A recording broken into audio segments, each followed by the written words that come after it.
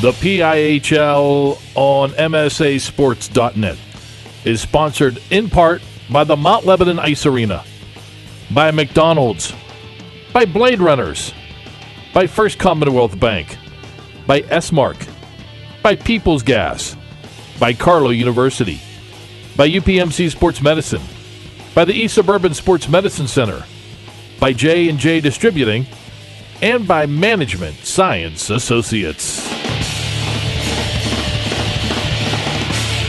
The chill of winter has hit western Pennsylvania here this first Monday in January, but the action on the ice is sure to heat tonight between two teams battling for a playoff spot in Class AAA. Good evening and welcome to 2014, now 2015 PIHL High School hockey coverage on the MSA Sports Network alongside Lee Mohn, Matt Vandriak, center ice here with you for this AAA matchup between the host Seneca Valley Raiders and the visiting Mount Lebanon Blue Devils. Good evening and welcome to our exclusive coverage. It's brought to you by Trib Total Media.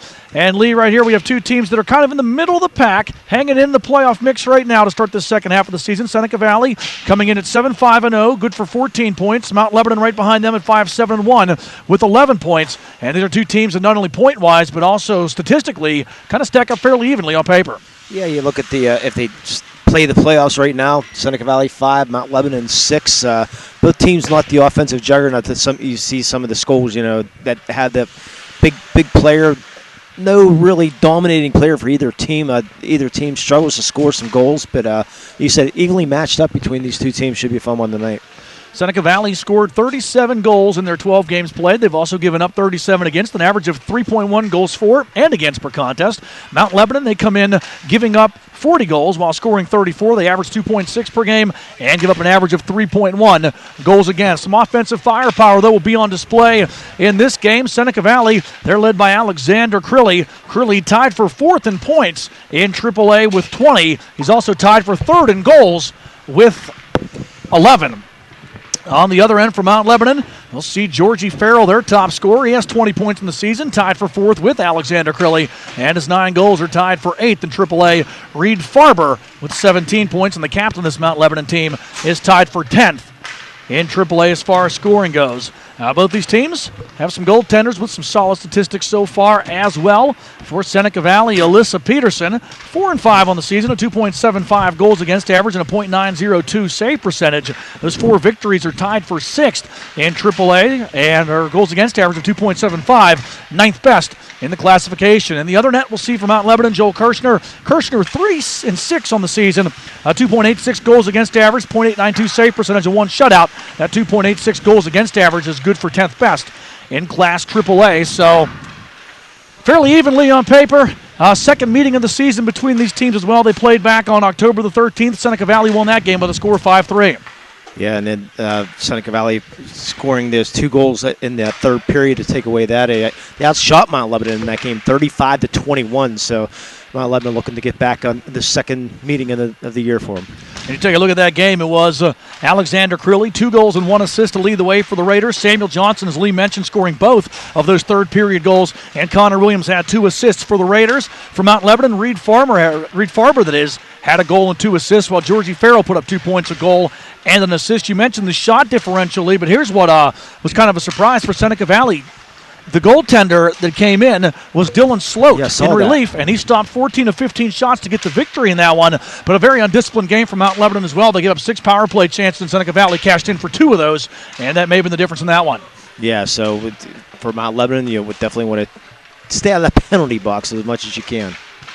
These teams' last games, and it's been a while. They played back before Christmas. Seneca Valley won 4-1 right here at Bladerunners Warrendale on December the 18th against Cannon McMillan. Alexander Curley had a nice game in that one, 2 goals and 2 assists. Christopher Lipnicki had 2 points, a goal and an assist. And Alyssa Peterson turned aside 29 of the 30 shots faced. For Mount Lebanon, the news not so good before Christmas. Correct. It wasn't as merry. They lost 3-1 at Pine Richland just down the road at Ice Connection in Valencia. That game was played on December 22nd. They lost that one 3-1. Walker Troy got the only goal. Joel Kirshner stopped 17 of the 20 shots he faced that night. Yeah, Mount Lebanon not coming in the much momentum right now. And talking to Seneca Valley, they said, the coach said they've had a pretty good year. They said they laid the egg a couple times, but other than that, he said you're going to have that through a long year, but looking forward to tonight's game. Yeah, these teams, as you mentioned, Lee, has really been kind of back and forth for them both. Seneca Valley has a little bit of an edge, and they've also have one less game than Mount Lebanon. So as far as seeding goes, that's good for them.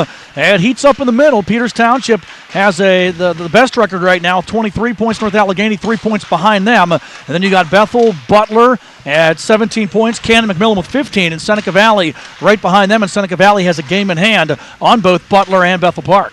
Yeah, right now, Peters Township, definitely the cream of the crop. Talking to the Seneca Valley coach, he said, they are good. He said, they're the team definitely to beat here in the PIHL this year. Well, as the teams hit the ice, we'll take a break, and we'll be back with your opening face-off. AAA PIHL action from Bladerunners in Warrendale, Seneca Valley, and Mount Lebanon. Your opening face-offs coming up next. You're listening to and watching PIHL High School Hockey, brought to you by Trib Total Media here on the MSA Sports Network. What you want? What you want? What you want is to stay warm this winter by logging on to www.msasports.net each and every day. We have all the schedules, the scores, the rankings, and the standings of the high school winter sports, plus weekly shows like Inside the WPIL Wrestling Circle, the PIHL Power Play Show, and the WPIAL Roundball Report, along with live and archive broadcasts of whatever your favorite high school sport is. Anytime, anywhere, always there, every day this winter. It's the MSA Sports Network. Hi, this is Don Rebel. One of the great things about your favorite high school games being streamed on the MSA Sports Network is not only can you listen to the games live on your computer or your mobile phone, but you can also listen to the games archived anytime you want by logging on to www.msasports.net with just one click. We are underway. High short kick is going to hit it. That's why we say anytime, anywhere, always there. The MSA Sports Network.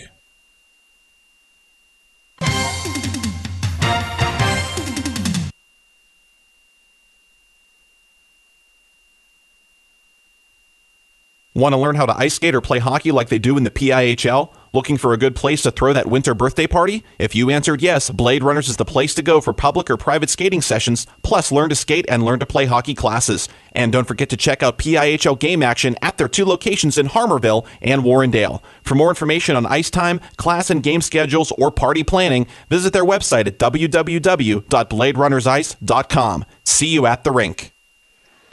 And welcome back to Bladerunners. We're in Warrendale as we get ready for this AAA matchup between the host Seneca Valley Raiders and the visiting Mount Lebanon Blue Devils, alongside Lee Mohn, Matt Vandriak, with you here on the MSA Sports Network. As PIHL High School Hockey is brought to you by Trib Total Media. And we'll get our national anthem in here real quick, and then we'll get you your starting goaltending matchup.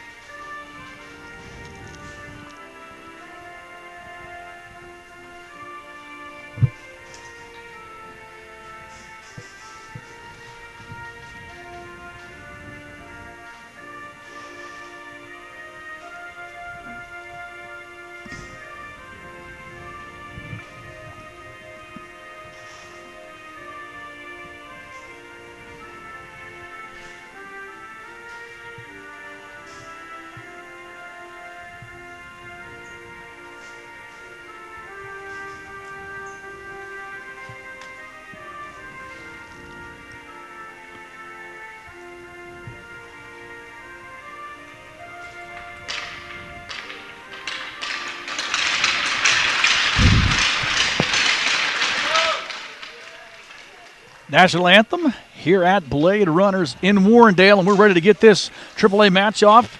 Ready to face off. Seneca Valley and Mount Lebanon. Again, the Raiders coming in 14 points in 12 games, 7-5-0 overall record. Mount Lebanon right behind them with 11 points in 13 games, 5-7-1. And they sit behind Seneca Valley in the standings, tied with Upper St. Clair, both Mount Lebanon and USC with 11 points apiece. I don't know if you got to see the article in the local newspaper, Matt, about them trying to maybe get into the sanction in the WPIL. Possibly. I did see that. And it's a nice written article, but it's really tough because the length of this hockey year is just so long. But if they get the WPIL to sanction it, then you're going to have that shorter season. But there's pros and cons of each way, but it's very expensive. I didn't realize ice time was $300 an hour. Yeah, Lee, I think that what we need to do is we need to take some of our earnings that we make here at the network, invest them, and build an ice rink. That sounds good. Then we can all just sponsor all the games, right? I think the Lee Monoplex is what the PIHL is definitely lacking. Goaltending matchup here tonight for Seneca Valley. The net to our left, we'll see Alyssa Peterson. Peterson 4-5 on the regular season, 2.75 goals against average and a .902 save percentage. The net to our right for Mount Lebo, Joel Kirshner, 3-6-0 in the season, 2.86 goals against average and an .892 save percentage. Right to left, the visiting Blue Devils come hard. Wow. And the first shot of the game by Georgie Farrell goes just right as right to left. Comes Mount Lebanon to start this one, decked out in the the visiting dark blue jerseys with the gold and white trim. Kind of looking old school Buffalo Sabres-like. As left to right comes Seneca Valley, and they score! First shot of the game, the Raiders put it in. And right in front of the net, the backhander, I believe, by Crilly ended up getting through Kirchner. And 27 seconds in, Seneca Valley on their first shot of the game jump out to a 1-0 lead. Yeah, Mount Lebanon had a great opportunity right off the bat, and then hit the shoot a wide. Then Crilly just came down and looked like an assistant there coming down that left side. Turned into a 2-on-1. He just shot the backhand right past Kirchner. 1-0, just like that. Maybe an unassisted goal. Couldn't even get it out. But Seneca Valley moving left to right in the home white jersey with the blue and black trim. Matthew Johnson will get the only assist on that one. So Crilly with the backhander, 27 seconds in, gives the host Raiders a quick 1-0 lead. Mount Lebanon trying to break it out. Lead pass coming through here. Here comes Walker Troy, 2-on-2 into the zone. Troy moves it here to the near boards, trying to get around the defense. And he's bumped off the puck neatly, but Troy able to move it to the far boards. Blake McConnell trying to throw behind the Seneca Valley net. Raiders are going to take it away, and they're going to break it out here. Up the far side, Samuel Johnson in front of his own bench. Trying to move it through center red. Players scrum together in front of the PA booth. And Seneca Valley able to move it back to neutral ice. Mount Lebanon gains control of it. And Brian Salvato off the near board slaps it into the SV zone where the Raiders break it out. Pass here up the near side. Christopher Lipnick going to tap it back behind the Mount Lebanon net as Seneca Valley will go to a line change here. Minute and a half into this one, already 1-0 in favor of the Raiders. Raiders putting pressure on now, trying to force another turnover. Battling for the puck, there's Jacob Peterson. But Mount Lebanon able to turn it the other way and move it back into the Seneca Valley zone as Robert Adler throws it all the way in the zone to our left. Seneca Valley gets it across the center red, chips it back behind the Mount Lebo net. Back after it there for Mount Lebanon. Zach Rudoy. Giveaway coming out, shot on, and that one goes just wide on a good effort there. Jacob Peterson stole that puck and walked down in the right wing circle. And I don't know if Kirshner saw it or not, but it ends up in the meshing. Yeah, he stuck the glove up. Then maybe he should look in the high, going up top shelf there. But at least I don't know if he saw it either, but it did over the net. So another good opportunity there for Seneca Valley. Already up 1-0. Well, we mentioned these teams played back on October the 13th, and it was a good night that night for Alexander Crilly. So he had 2 goals and 2 assists. Took him 27 seconds to find the net here tonight. 15:05 left in the opening period. Mount Lebanon on top, 1-0, and we have a brief timeout here for equipment as the goaltender to our right, Joe Kirshner, gets his gear back together. Yeah, Crilly's 12th goal of the year. Face-off comes out of the zone in the neutral ice. Just in front of us here. Face-off won by Seneca Valley. Puck played back and into the stands. Heads up. That's why you want to watch the ice and not the phone. They're going to watch the phone. That's the way the younger generation does. Connor Williams put that one into the stands. Lee, you got to get the glove hand out there and save the peeps. I'm not catching a glove or a puck with my bare hand. I'm sorry. That was just a floater. You could have handled that one. Back to center ed. Mount Lebanon gains control. Feeds it back into the Seneca Valley zone to our left. Back behind the net. Seneca Valley trying to rebound. Mount Lebanon charging in as Reed Farber, the captain of this team, battles along the far boards. Farber got some good size going against 2 Seneca Valley players. Wins the puck. Centering pass out in front. Good shot on. Save made there. He's taking the shot. Believe was Matthew Simmons, but a good stick save made by Alyssa Peterson. Seneca Valley back the other way. And they play it back behind the net. Behind the Mount Lebanon zone. Battle for it there. Mount Lebo trying to bring it out. Seneca Valley trying to keep it in, but it's going to be the Blue Devils back the other way. Blake McConnell McConnell with speed, moving it ahead. Now here comes Walker Troy. Troy on the right wing side, knocked off his skates, and then banged on the boards on a good defensive play by Seneca Valley. And the Raiders regain control in their own zone, trying to break it out. Here's Connor Williams. Williams chips it ahead, looking for that lead pass, giving it chase. Trying to hunt it down. Here's Crilly coming out. One-time shot, stick save made there. Great setup. Kirchner to be alert to stop that one. Back the other way comes Troy. Tries to sidestep a check there by Devin Kane. Goes all the way back behind the net. And Ryan Gist after it there for the Blue Devils. Puck comes back to the right point. Handled there by Blake McConnell. McConnell fires it back behind the net. Troy tries to work it there. Gist pinches in along the right side. Puck comes back to the point between the circles. Long shot taken by Charlie Falbo. And it's blocked in front of the net. Seneca Valley going to bring it back the other way. And left to right, here comes Christopher Lipnicki. Lipnicki breaks the zone. Goes back behind the net with two men going to the cage. Lipnicki trying to bring it out as he has Samuel Johnson going to the net. Puck all the way around to the far boards, and Mount Lebanon will gain control of it there with 13:10 left here in the opening period. 1-0 Raiders in the lead. A goal scored by Alexander Crilly 27 seconds into this on our first Seneca Valley shot of the game. Yeah, noticing right now the speed so far for Seneca Valley giving Mount Lebanon some problems. Crilly, another great opportunity earlier. Max Manzo for the Blue Devils, bringing it up here. Robert Adler brings it out, and he gets bumped against the glass on a good body check by Noah Watkiss right in front of us. To the Seneca Valley net it goes off the stick of Duncan DeHaas, and the stop made by Alyssa Peterson, who holds for the draw with 12:47 left here in the opening period, and a 1-0 Seneca Valley lead. Yeah, just 27 seconds in. Not a bad crowd on hand here tonight on a chilly Monday night. Chilly's an understatement. Lee was 12 whenever I was driving over. Winter has officially arrived finally in January. Unfortunately. There comes Seneca Valley back 1-on-2, trying to split the defense there. Unable to get through. As Parker fakes, and then a collision over there in front of the Mount Lebo bench. Yeah, that was got knocked into his own bench just about. Max Manzi sends it back through center ed. Puck chipped ahead, trying to find Reed Farber. Farber plays it back into the Seneca Valley zone. The Raiders quickly move it back to neutral ice, trying to break in, and having to wait on the play there was Georgie Farrell because Farber was still offsides. Farrell dumps it back behind the net as Mount Lebo touches up, and Seneca Valley gets it here along the near boards, trying to break it out. Farber makes the steal. Farrell it is who makes the steal, and he's able to keep it in. I thought the puck might have came out, but able to keep it in as Finley Conway pushes up the left wing side, but Seneca Valley able to steal and move the puck back out. To the far side of the rink now, Jared Holbert in front of the Mount Lebanon bench. Watches as Georgie Farrell takes it away. Rising wrist shot, glove save by Peterson. And she'll hold for the draw with 11:43 left here in the opening period. Good chance there coming down the slot. Better stop by the keeper. Yeah, it sure was. You said that was definitely a rising wrist shot, and she's lucky to hang on to that because right there for that rebound, Savato was right there. But good job by her hanging on to it. No rebound whatsoever. So Crilly's 12th goal of the season, our only score here so far. 1-0 Seneca Valley leads as Mount Lebanon's Finley Conway regroups and skates it through center red. Conway dumping it back behind the Seneca Valley net. Cole Severson after it there. Can't get it out. Centering try. Loose puck comes through as Kenny Schrader, if he could have turned that one over, he was walking right down the slot. Down the far side, Crilly rubbed against the boards by Conway, but plays the puck around behind the net, comes here to the near side. Players scrum together. Seneca Valley comes away with it. Walking out with the puck here is Jared Holbert, but Mount Lebanon takes it away. And Gist going to tap this one back into the Seneca Valley zone, so Mount Lebo can get some fresh players on the ice. Seneca Valley goes to a change as well. Just under 11 minutes left. Here comes Mount Lebanon's Matt Weethorn. And his shot, actually, offsides by a stride. So yeah, Walker Troy, a couple steps offside. Brings the face-off back to neutral ice. 10:56 left here in the opening period. I'm still trying to get used to that 17-minute period, even though they've done it for a year and a half or 2 years now. I'm trying to get used to reading Seneca Valley's jerseys. Yeah, that's why I put the glasses on. Back the other way. Here they come. Christopher Lipnicki playing it back behind the net. After it there is Shane Galis. Galis tries to bring it up the far side. Well, Lebanon keeps it in. Comes back to the left point. Shot through traffic, goes wide.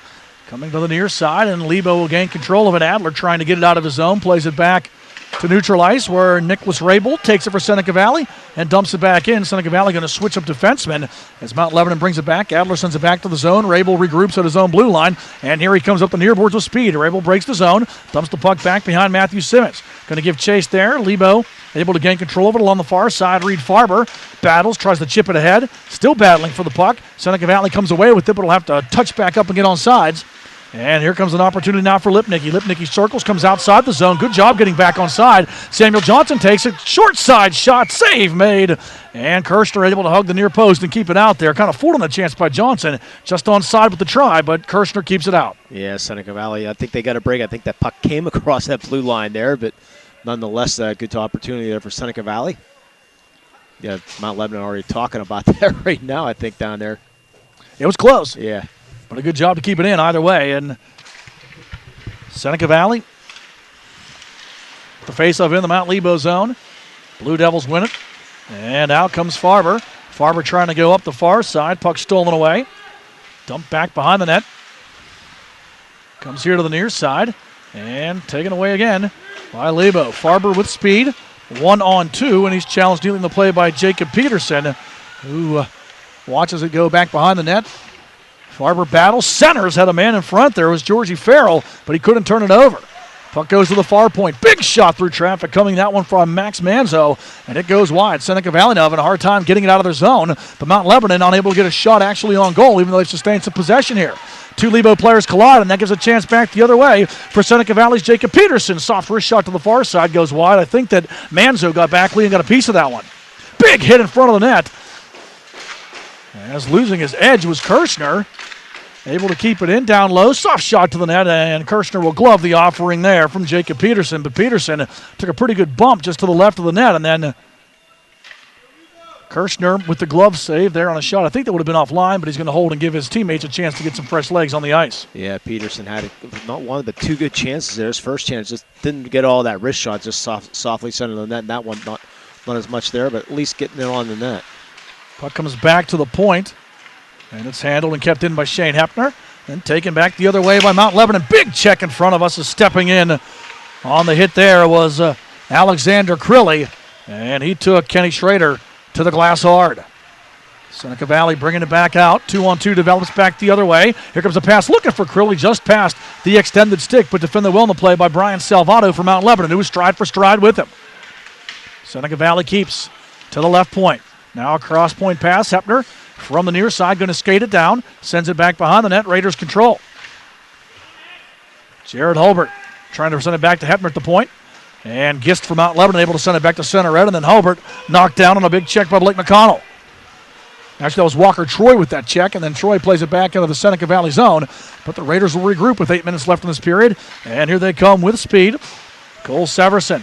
Severson going to go all the way around the Mount Lebo net, trying to switch directions with the man in front as Connor Williams in front of the cage. But Mount Lebanon back the other way. Adler crosses center red, dumps it in. He's going to give chase. Adler behind the net, challenged on the play by Nicholas Rabel. All the way out to the right side it comes, kept in by Mount Lebanon. Adler a shot to the net, stick save made, and pushed to the end boards there by Peterson. Mount Lebo continuing to pressure here. Good forecheck the last couple times down ice by the Blue Devils. But Peterson was there to make the save again. Comes Seneca Valley back the other way. 2-on-3 as they switch it up. Trying to drive back behind the net. Good job by both Weethorn and Conway. Comes back to the point. Lipnicki fires it down the near boards. Battle for it here. Comes back. Rabel keeps it in. Shot through traffic off a skate and sticked aside by Kirshner to the far side. Kept in at the far point now.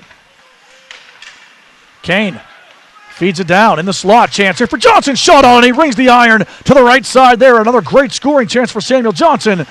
And he catches the post. Yeah, good low shot. You hear that pipe ring. Seneca Valley now sustained pressure. Pass to the left wing circle. Shot to the net. Saved by Kirchner as he sticks that offering from Lipnicki wide. Seneca Valley battling for the puck. Lipnicki trying to get around Kane. Lipnicki trying to get around Weethorn, that is. Weethorn, number 5. Sends it back to center red. Kept in here by Lewis Martin. Martin goes 1-on-3 to the zone. Sends it to the net. Covered up by Kirshner. And he'll hold for the draw with 6:28 left here in the opening period.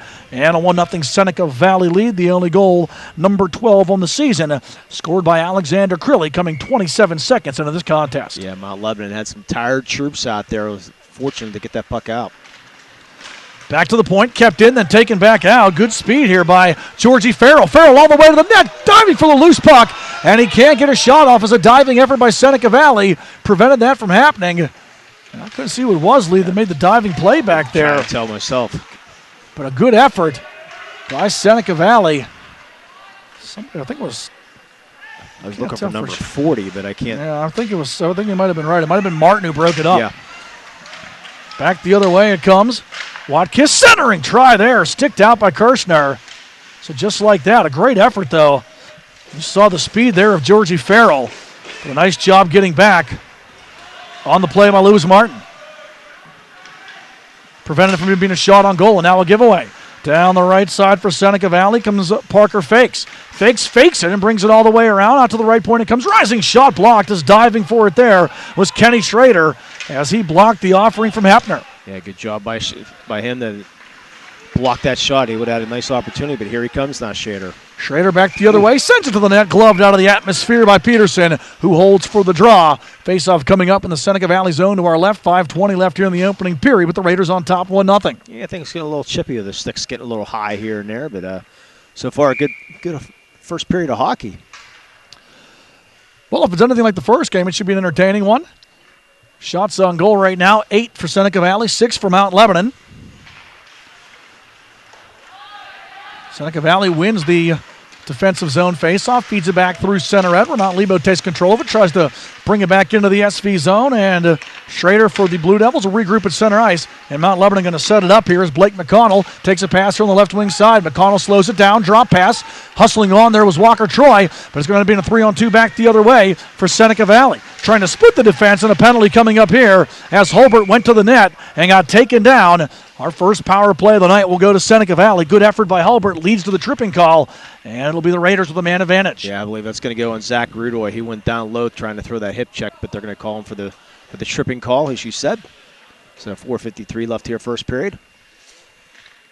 Our first power play chance of the night, and talked a little bit about it, Lee, in the pregame. These teams met back on October 13th, a 5-3 Seneca Valley victory.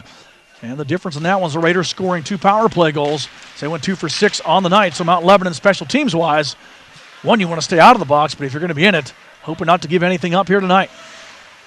Seneca Valley controls, but Lebo gets it back, and a good job in his own zone, shorthanded by Blake McConnell to softly send that one the length of the ice. 4:35 left in the period, 1:40 left. Shorthanded try, centering pass goes wide, comes out to the point though. Walking it in, shot on blocker, save made, follow-up try, Farrell shot blocked. Great opportunity for McConnell, the save made, and then the follow-up try was blocked by Connor Williams. Back the other way to the net, and unable to turn it over is drawing the keeper out for Seneca Valley. And then the shot comes to the net and the save made, but Seneca Valley's Parker Fakes, he faked out everybody, including himself, Lee. Couldn't turn that one over. He drew the keeper, Kirshner, out, but couldn't put it into the yawning net. Then the follow-up try backhanded on. Kirshner back in position, and he makes the save. Boy, both opportunities. Blake McConnell had a great opportunity down the other end for Seneca, for Mount Lebanon. Peterson making that save. I don't know who got the follow-up block there for Seneca Valley, but saved the goal. Peterson was out of position. Seneca Valley on the other end now. 1:20 remaining on the Seneca Valley power play. Raiders win the draw, trying to keep it in to the far point. Puck along the boards. Now comes back. Big blast coming. Blocked. And Mount Lebanon going to get it out. Well, they're actually not going to get it out. It's kept in, and now a chance back the other way for Fakes. Fakes sends it back behind the net. Looking it over. Coming here along the near boards is Crilly. Crilly going to switch with Williams. Now sends it out to the left point. And Lipnicki softly sends it down the far boards. Behind the net it comes. Controlled there by Williams. Williams going to come here along the near side. Crilly along the boards. They're going to switch spots again. Back to the right point it comes. Austin Herman. Herman brings it down.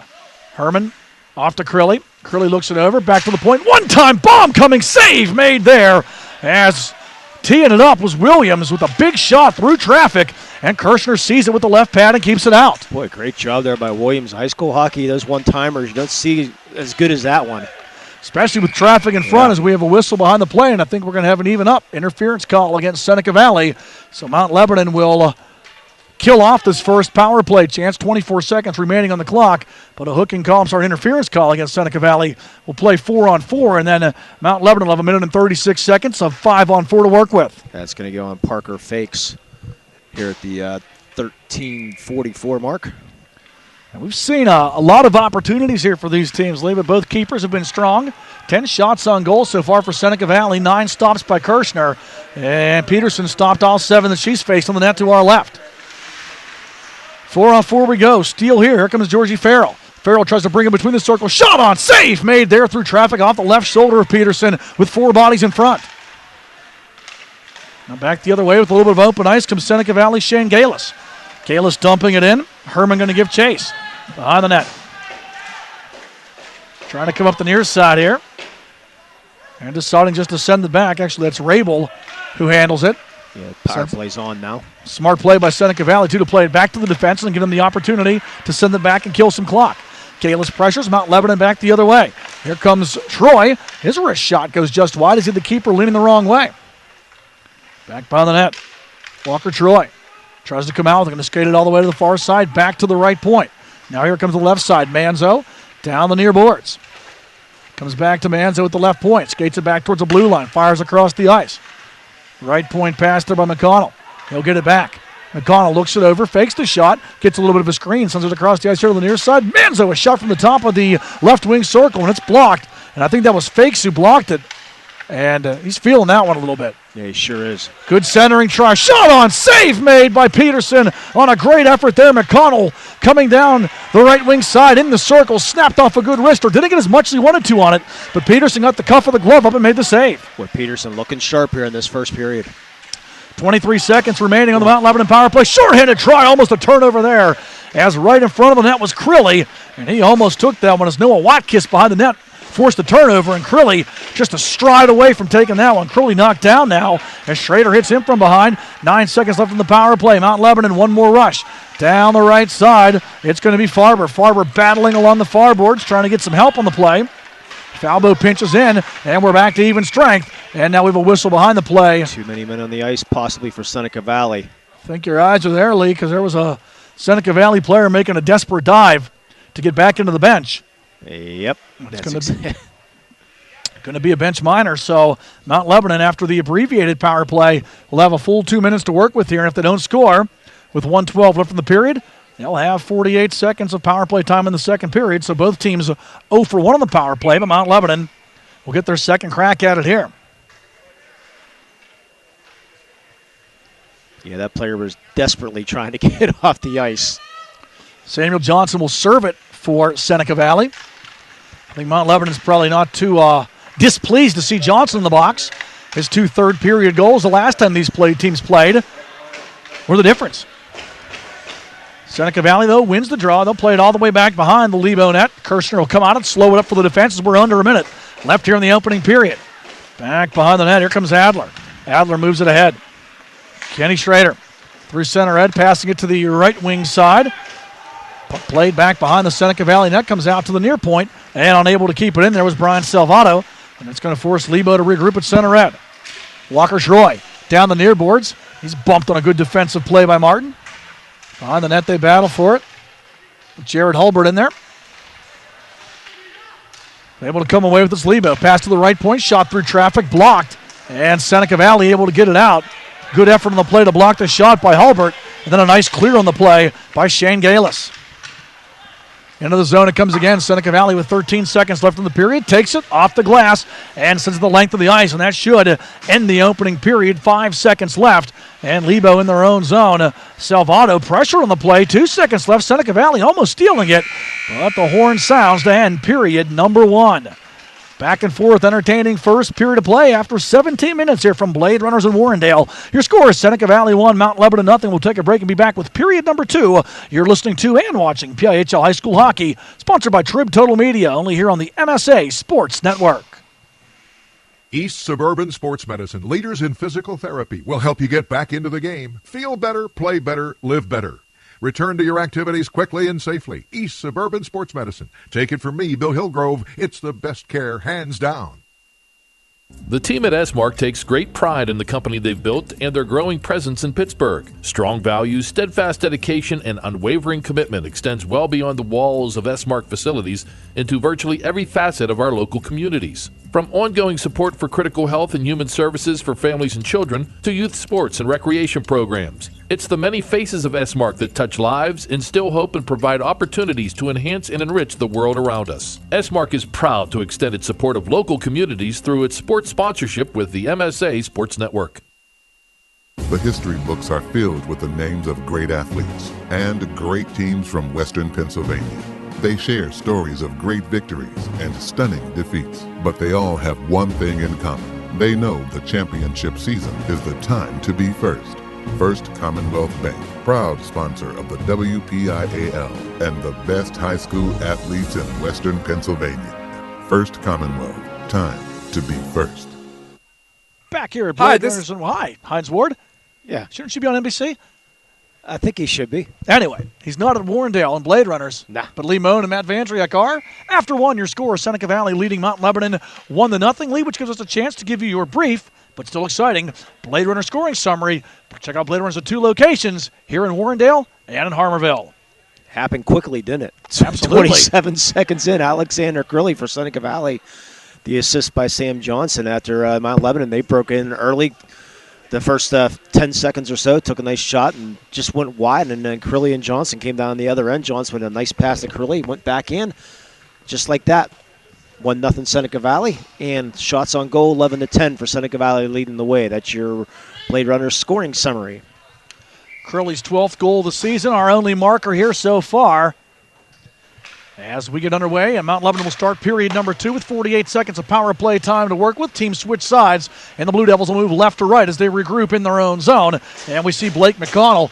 Lee, it's a 1-0 game, but 21 total shots in that period, and both teams with some good offensive opportunities. But both goaltenders, Alyssa Peterson for Seneca Valley and Joe Kirscher for Mount Lebanon, were stellar as well. Yeah, Alyssa Peterson really played well. And both teams, by the way, 0 for 1 on the power play.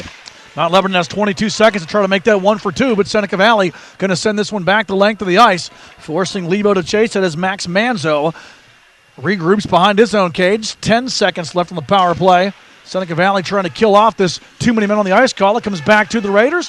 Puck is gained control of and sent back the length of the ice by Lewis Martin, which will kill it.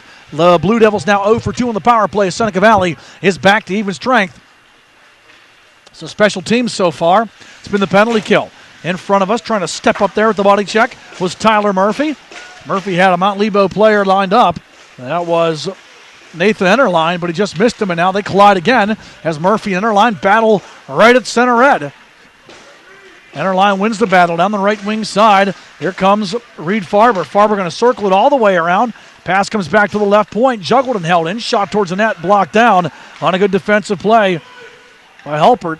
And he'll send it all the way back, where Kirchner will cover it up and take no chances, with Connor Williams bearing down on him, and the faceoff will be in the Lebo zone to our left. 1:25 into this second period, 1-0 Raiders in the lead. Yeah, definitely don't want to take any chances. Already down 1-0. Face-off won by Lebo in their own zone, and they're going to bring it back out the other way. Pass comes through center red. Enterline will enter as he crosses the blue line and dump it back behind the Seneca Valley net. Lebo trying to forward check here, and Kenny Schrader to the far boards finds that loose puck. Schrader plays it back behind the net. Coming out with it here is Conway. Centering try, turnaround backhand shot, blocked down. Good defense in front of the net. And that was 42. Lewis Martin, who actually blocked that shot, as Lebo had a couple of guys bearing down on the net. And Peterson doing a nice job blocking that short side, too. Into the zone comes Seneca Valley's Jared Hulbert. Feeds it back behind the net. Mount Lebo going to take control of it and feed it back to neutral ice. Hulbert regroups and sends it to his defense partner, Lewis Martin, who takes control in his own zone and sends the outlet pass to Alexander Crilly. Crilly with speed on the right wing side as a man breaking towards the net. It's Lipnicki, but he's cut off on the play on a good defensive job by Schrader. Fed back around here. It comes to the near side. Salvato trying to move it up. Out he comes as he found Duncan DeHaas. DeHaas sends it ahead. Lebo has to touch back up to get on side as Seneca Valley regains control, then gives it away. Stolen away. Opportunity here. Zach Rudoy. Rudoy puts it behind the net. Seneca Valley regroups. And out they come. Lead pass. Up the near side looking for Shane Galis. Galis going to pressure, but it's defended by Max Manzo, who takes control of it, sends it around the rink to the far side. Georgie Farrell trying to pick up some speed as Lebo brings the puck back out. And here comes Reed Farber. Farber 1-on-4 down the right wing side. Gets his legs moving. Farber a big player, but he skates very well. Farber back here to the point. Conway from the right side looks it over, tries to shoot. Puck deflected down low. Great try front. Shot on save. Made it. Went off the mask of Peterson. That's right in front of the net was Farber. He shot it off from 10 feet away, and Peterson used her head. Off the mask and off the top goalpost, too.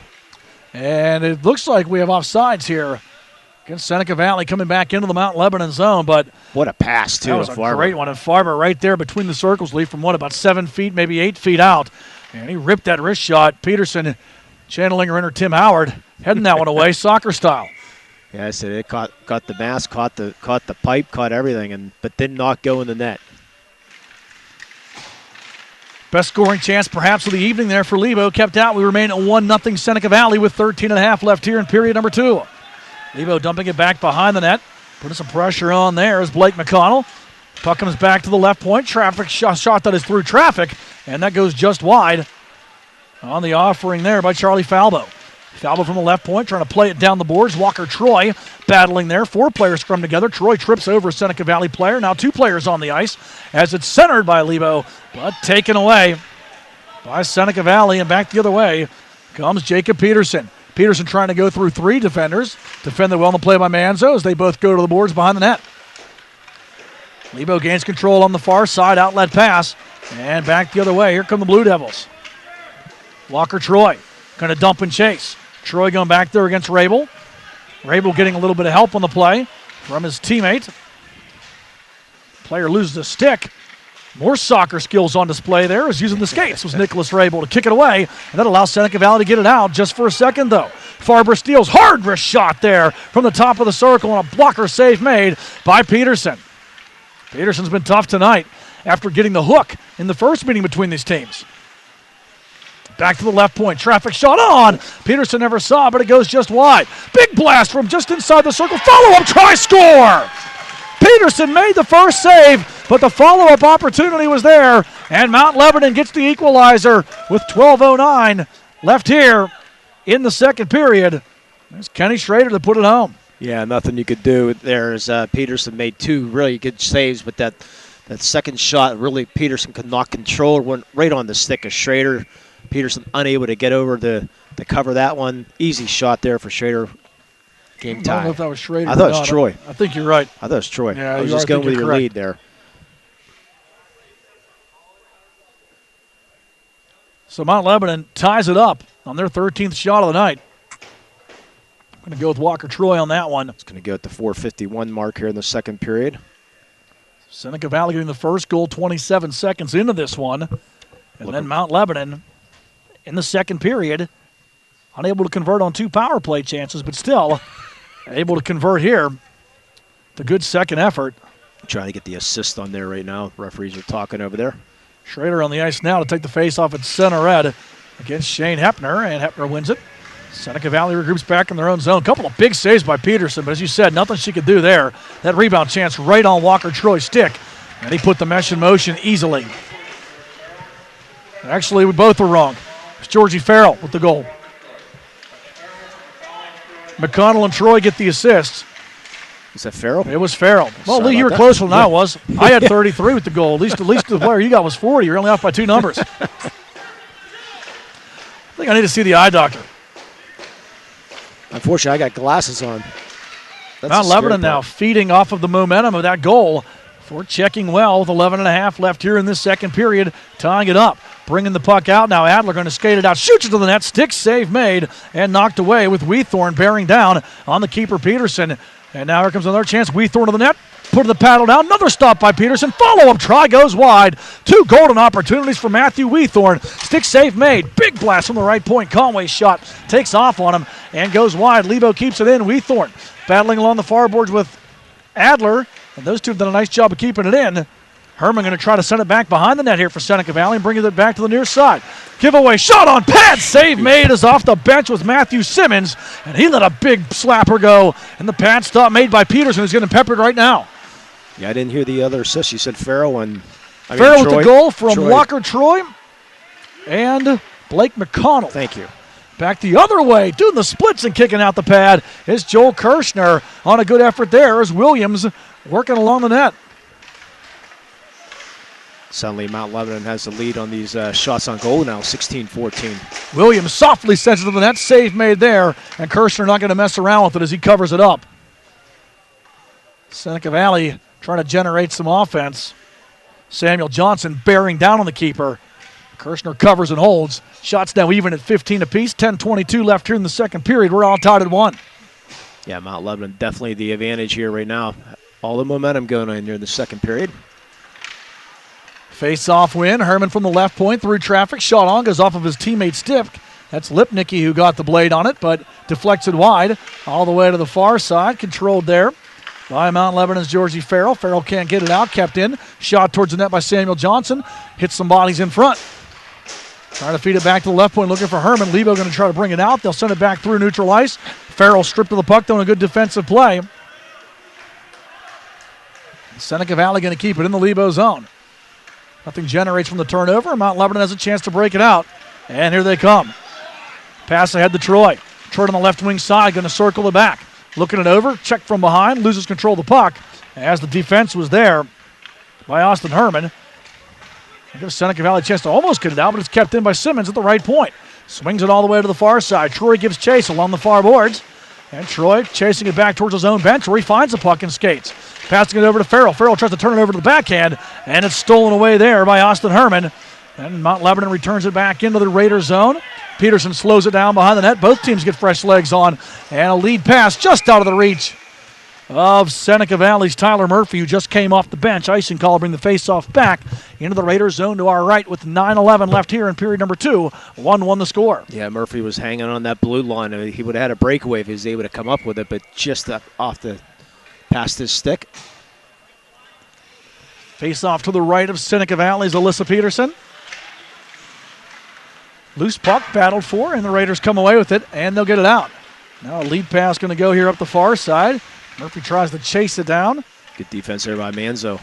Fakes tried to keep it in, but as you said, the defense of Mount Lebanon there. Manzo made the original play, and that gives a chance back now for Farber. Farber on the left side, rising shot, goes off a stick, and up off the top of the glass, back behind the Seneca Valley net. Players scrum together, 4 deep, now 5 along the near boards. Coming out with it here is McConnell. McConnell tries to backhand it through traffic. Fakes, takes control of it. 2-on-2 developing back the other way, as down the far side for Seneca Valley. Now it's going to come back to the point. Severson pass to the other point, and from the right side, a big shot going to go wide. Severson tries to pinch in. Farber gets a hip into him, and another puck into the stands. Just down here below us. Stop and play with 8:19 left here in the second period.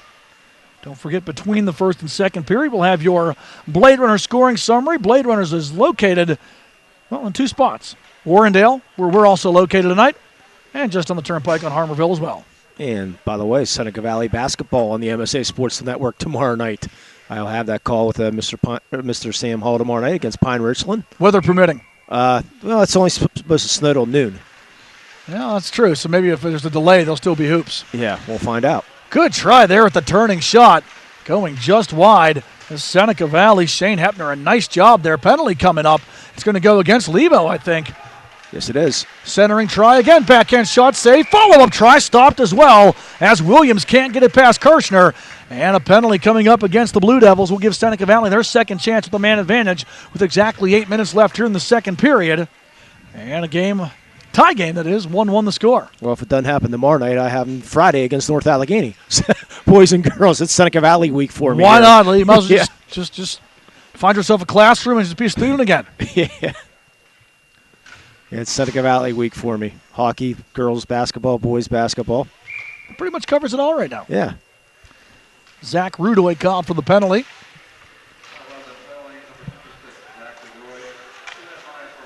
Holding the call, so Seneca Valley goes to the main advantage for the second time tonight. Lipnicki, a big blast off the chest of the goaltender. Actually might have hit his teammate, Crilly, in front of the net. I think the keeper got a piece of it, but Crilly ended up taking a piece of it as well and never got through. Seneca Valley tries to break the zone, but just off sides by a stride is Connor Williams, and the faceoff comes back to neutral ice. A break for Lebo there, 20 seconds into the Seneca Valley power play. Second penalty of the night. Both teams unable to get that power play going yet. Face-off win for Mount Lebanon, and Farber going to send it all the way back behind the Seneca Valley net as we tick down to a minute and a half now left in this Raiders man advantage, having a hard time getting it out. Farber takes it right outside of the blue line and slaps it back in, killing more clock for Mount Lebanon. Farber doing a nice job on this penalty kill, pressuring again, and skating through his Lipnicki. Lipnicki up the near side, fakes, takes it, breaks the line, centering pass, redirect, stick save made, follow-up try kept out as well as Kirchner. 2 saves on a couple of good scoring chances there. And now Farrell back shorthanded.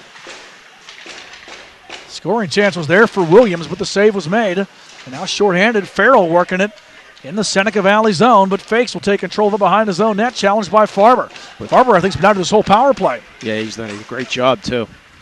Fakes going to go coast to coast, trying to go up the far side. Walks it down, rising shot, save made there. And the loose puck bounces right to Farber. Who else? He's going to clear the puck with 39 seconds left, but a couple of good saves by Kirshner on this power play. And Farber needs to get off the ice, as he will.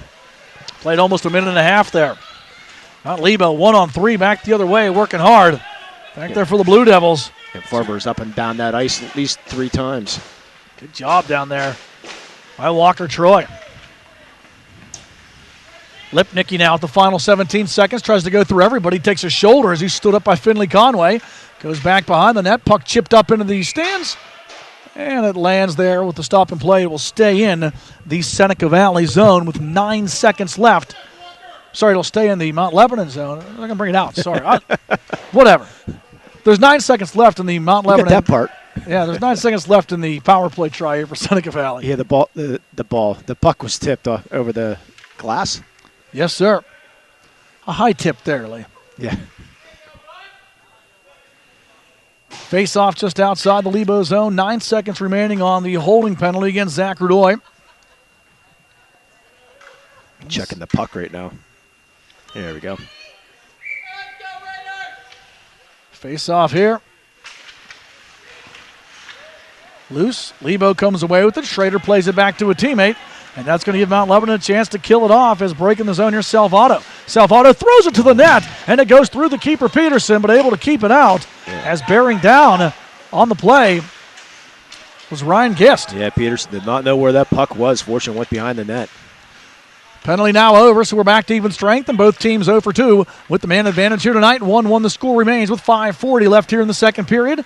Seneca Valley scoring 27 seconds into this one. Mount Lebanon getting the equalizer just about 4.5 into this second period and icing the call against Seneca Valley. Going to bring the face-off back into the Raider zone as not quite across the red line there. Or the... Actually going to call offsides, it looks like. Okay.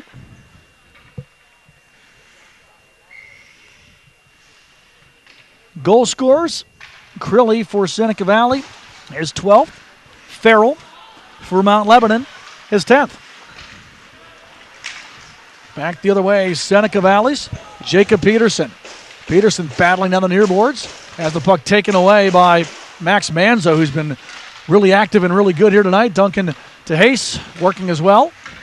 Going to come back to Manzo, who regains control in his own zone. Lebo breaks it out.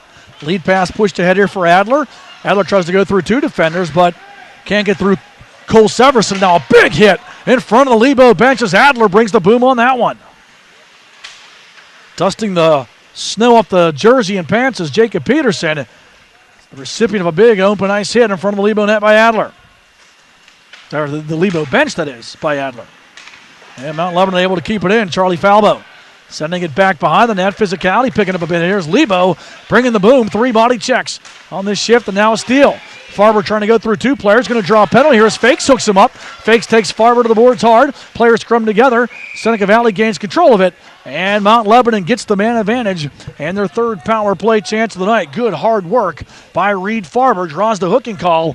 And with 4:24 left in the second period, Mount Lebanon will try to take the lead in this 1-1 game with the power play. And that all started because of the physical play of Mount Lebanon, throwing those bodies around and then finally drawing that penalty at the 12:36 mark.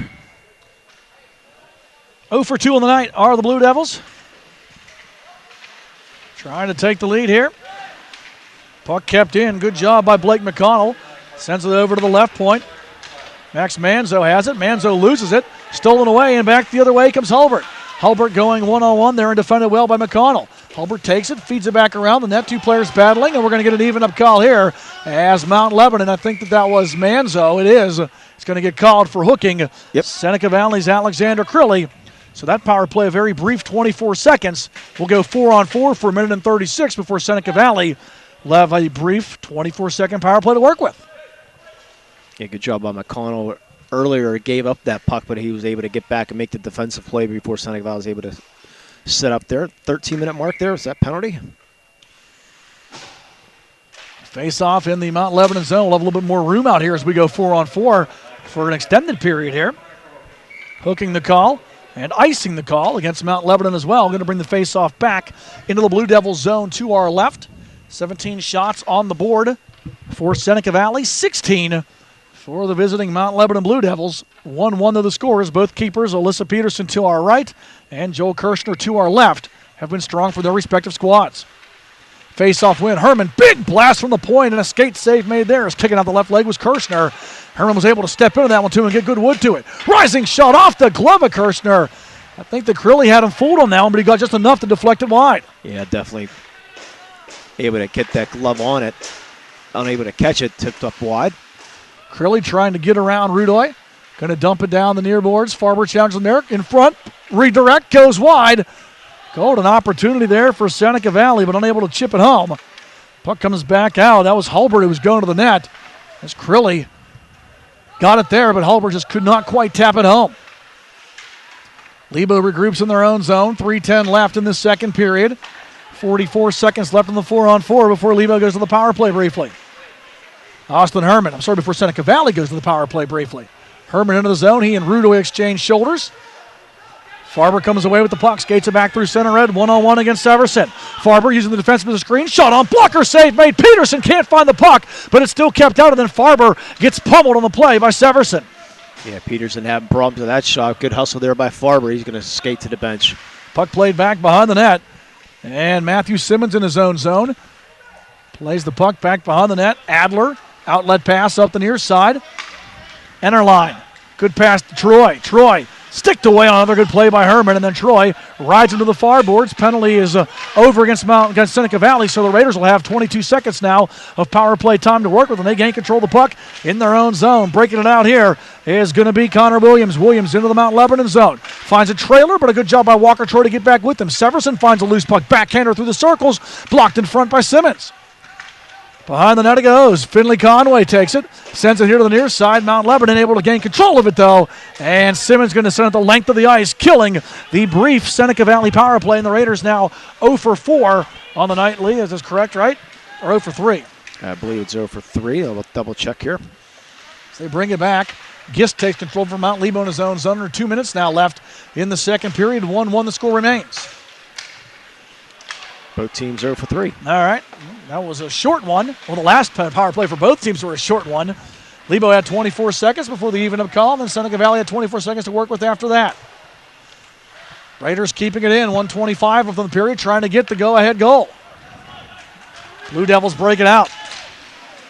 DeHace stripped of the puck in center red by Samuel Johnson. Johnson brings it back the other way, finds Lipnicki. Lipnicki knocked down on a good open ice hit by Matthew Simmons. Puck kept in, fed back behind the net. And DeHace tries to backhand it up the near boards, can't do it. Kept in. Herman's shot blocked as getting back there was Schrader to make the block. So he gave the body up on that one. Shot from the far side, save made, follow-up try. Kirshner keeps them a third opportunity, and the whistle sounds as Joel Kirshner closes the door on two good chances from right in front. Yeah, that puck was still loose, too. The referee lost sight of the puck, so fortunate break there for Mount Lebanon. That puck was still loose. But you said Kirshner right there, blocking that short side. Seneca Valley still poking away, couldn't get it in.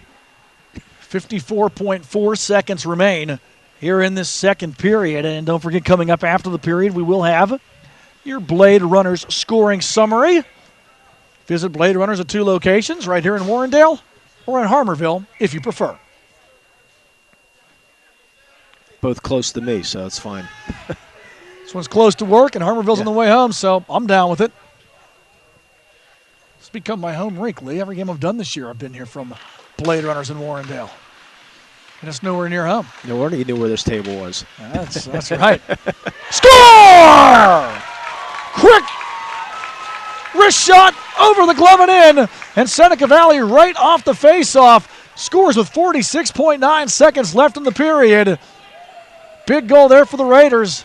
And they take the lead back at 2-1. And that's the captain. That's goal number 2 on the night for Alexander Crilly. The situation there, Lee, where the face-off was won by Seneca Valley. Crilly just found that puck and rips a wrist shot high 2-1 the score. At the 16-14 mark, boy, Curley got all of that one just from the top right-hand circle there. Not sure if there'll be an assist on that or not.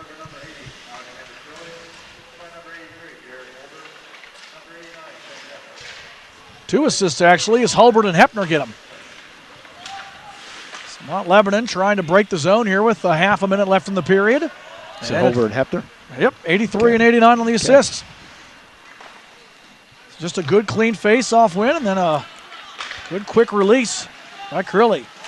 Troy, nice pass there. Shot on, going just wide was Farber as he aimed that one to the low right post. Conway keeps it. 10 seconds left in the period. Goes to the far side, and it's stolen away. Good job by Williams as he sends it up here to the near side, and hustling after it now is Curley. Curley sends it behind the net. Mount Lebanon will regroup as Farrell takes control of it, and players get together for a little bit of a talk as the horn sounds to end the second period. Two chapters written here from Bladerunners and Warrendale. Your score after two. Seneca Valley leading Mount Lebanon by the score of 2-1. We'll take a break and be right back. You're watching and listening to PIHL High School Hockey, brought to you by Trib Total Media, only here on the MSA Sports Network.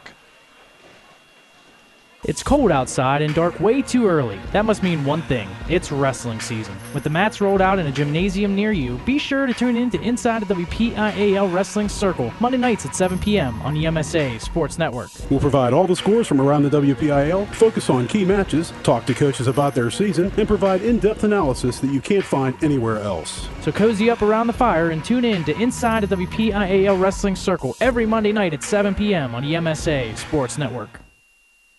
Own your piece of hockey history with a Penguins game used jersey. Visit J&J Distributing at www.jjdistributing.biz and check out one of their largest selections of Penguins game-worn jerseys from your favorite Pens, past and present, or call 724-752-1556. J&J Distributing buys, sells, and trades some of hockey's most prized possessions, including the Penguins game-worn jerseys, Penguins practice jerseys, minor league jerseys, and new and game-used equipment. Browse their inventory today at www.jjdistributing.biz.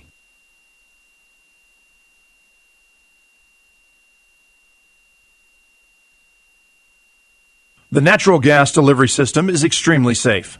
Leaks do occur on occasion. People's Natural Gas would like to remind you to use your senses, smell, sight, and sound to detect the warning signs of a natural gas leak. If you believe there is a natural gas leak, leave the area immediately and then call your natural gas company's emergency service line or dial 911. These lines are available for natural gas emergencies 24 hours a day, 7 days a week. Visit peoples-gas.com to learn more. This message is brought to you as a public service from Peoples, your hometown natural gas company.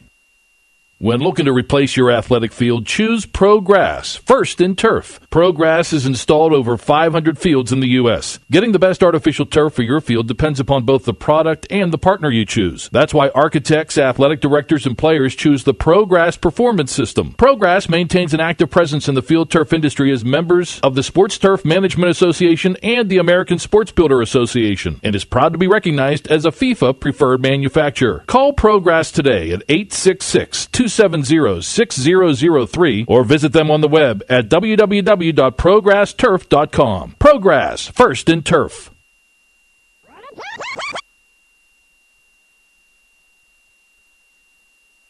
UPMC Sports Medicine is the region's largest and most experienced center dedicated to caring for athletes of all levels. And as we celebrate more than 25 years of world-class care, we're proud to offer more services, have more physicians, and treat more student athletes than any other sports medicine provider in the region. Why would you choose to go anywhere else? To learn more, call 1-855-93-SPORT or visit upmcsportsmedicine.com.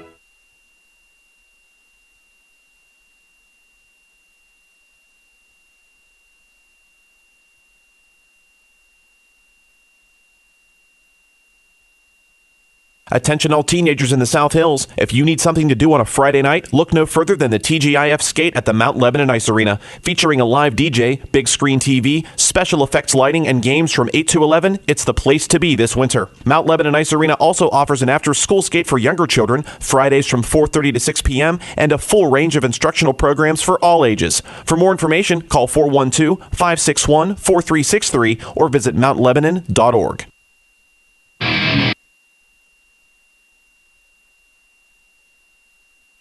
The natural gas delivery system is extremely safe. Leaks do occur on occasion. People's Natural Gas would like to remind you to use your senses, smell, sight, and sound to detect the warning signs of a natural gas leak. If you believe there is a natural gas leak, leave the area immediately and then call your natural gas company's emergency service line or dial 911. These lines are available for natural gas emergencies 24 hours a day, 7 days a week. Visit peoples-gas.com to learn more. This message is brought to you as a public service from Peoples, your hometown natural gas company. When looking to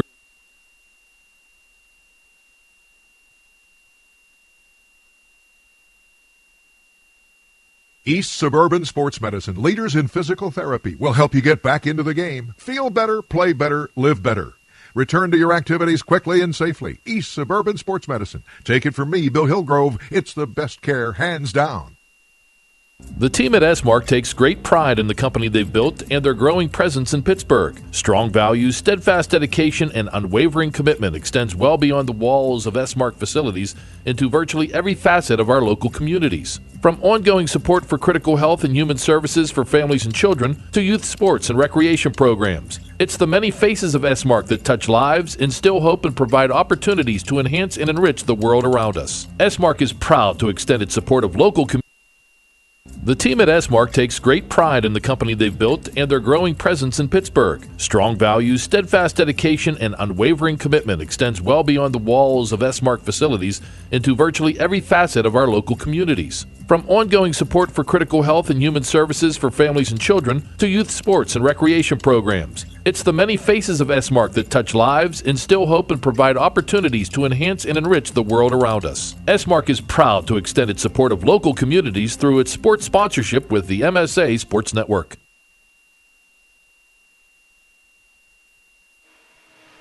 Back here at Bladerunners in Warrendale between the second and third period, Mount Lebanon and Seneca Valley. PIHL High School Hockey here on the MSA Sports Network, brought to you by Trib Total Media. Alongside Lee Mohn, Matt Vandriak, center ice for here tonight. And Lee, a back and forth game. Seneca Valley scored early. Mount Levo got the equalizer fairly early in the second period. And then Seneca Valley with a goal late in that second frame. And that's where we stand now after two. The Raiders on top by the score of 2-1. Yeah, great goaltending by both sides. Peterson and Kirshner really playing solid. So good it got you choked up. Yeah, without a doubt. Yeah, those two. It said that both goalies really playing well. I'm really impressed with Peterson, the way she really in position on everything. Other than the one goal she gave up, really not her fault. The long rebound that came out was where went right on the stick of Farrell and had no chance at that. But she's really played well, limited the rebounds for the most part. Kirshner really being battled by Seneca Valley, but both goalies doing their job right now here tonight so far. Absolutely. And with that, well, it's not the goalies, but it's a Blade Runner scoring summary. Make sure you check out Blade Runners at two locations in Warrendale and Harmarville. 27 seconds in, that's when Seneca Valley was able to break the ice. Alexander Crilly scoring his first goal of the night. Assist by Sam Johnson, 1-0 at the end of the first period. Mount Lebanon would tie it. Georgie Farrell, should I say, at the 4:51 mark of the second period. Assist by Blake McConnell and Walker Troy. And then, just as you said, at the late second period, Alexander Crilly with 46 seconds left, the 16-14 mark of the second period. Wrist shot that went top shelf. Jared Holbert and Shane Hepner with the assist. 2-1 shots on goal here in that second period. 10-7 Seneca Valley. Two period total. 21-17 for Seneca Valley. That's your Blade Runner scoring or Mount Lebanon. Yeah, Blade Runner scoring summary. Excuse me. Mount Lebanon's going to sponsor the 3 stars later on. They're actually going to sponsor the play of the game, Lee. The play of the game? Yes, sir. That's our management science. Where you been, man? What are we gonna? It's really cold. I mean, you must be. I know. I got to get. You got brain freeze going on. Got to get the gloves on. I don't know if the gloves are going to help you think, but whatever works for you. The goal scorers, though, and you mentioned it, Lee Crilly, 2 impressive goals, his 12th and 13th of the season, and for Farrell, his team leading 10th for Mount Lebanon. So, good work by the top players on both of these teams. But you also mentioned a big storyline here tonight has been the play of the 2 goalkeepers. Alyssa Peterson stopping 16 of 17 While Joel Kirshner's turned aside 19 of 21 so far. Yeah, both teams, by the way, 0 for 3 in the power play also. I was getting some good a lot of good scoring opportunities, too. We're not talking some cheap shots here, I mean, both these goalies really positioning well, playing well, and so it should be an entertaining third period, as you said.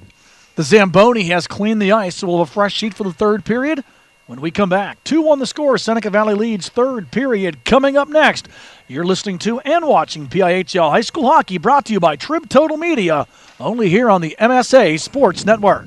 The history books are filled with the names of great athletes and great teams from Western Pennsylvania. They share stories of great victories and stunning defeats, but they all have one thing in common. They know the championship season is the time to be first. First Commonwealth Bank, proud sponsor of the WPIAL and the best high school athletes in Western Pennsylvania. First Commonwealth, time to be first. Hi.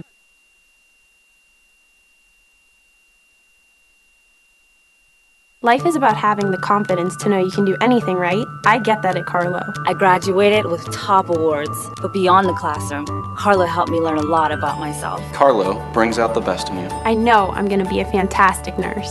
I know whatever I come across, I'll be prepared. I can't think of a better place to start the rest of my life, because at Carlo, I know I matter. I matter. I matter. Enroll at Carlo University. Visit carlo.edu. Back here at Bladerunners in Warrendale, teams are getting ready to get back on the ice after 2. Seneca Valley leading Mount Lebanon by the score of 2-1 alongside Mohn. Matt Vandriak with you here as the PIHL is on the MSA Sports Network. It's brought to you by Trib Total Media. 2-1 the score. Seneca Valley leads 2 goals by Alexander Crilly. Mount Lebanon's only talent coming from Georgie Farrell, and what's been a very entertaining and well-played 34 minutes between these two teams. And if you like high school hockey, Lee, the network is where you want to be at, because we got lots of it for you coming up here this week. Get right back at it. Actually, you can keep it here tonight if you want to. Coming up at 9 o'clock, Morgantown and Blackhawk will hook it up. Games at the Beaver County Ice Arena.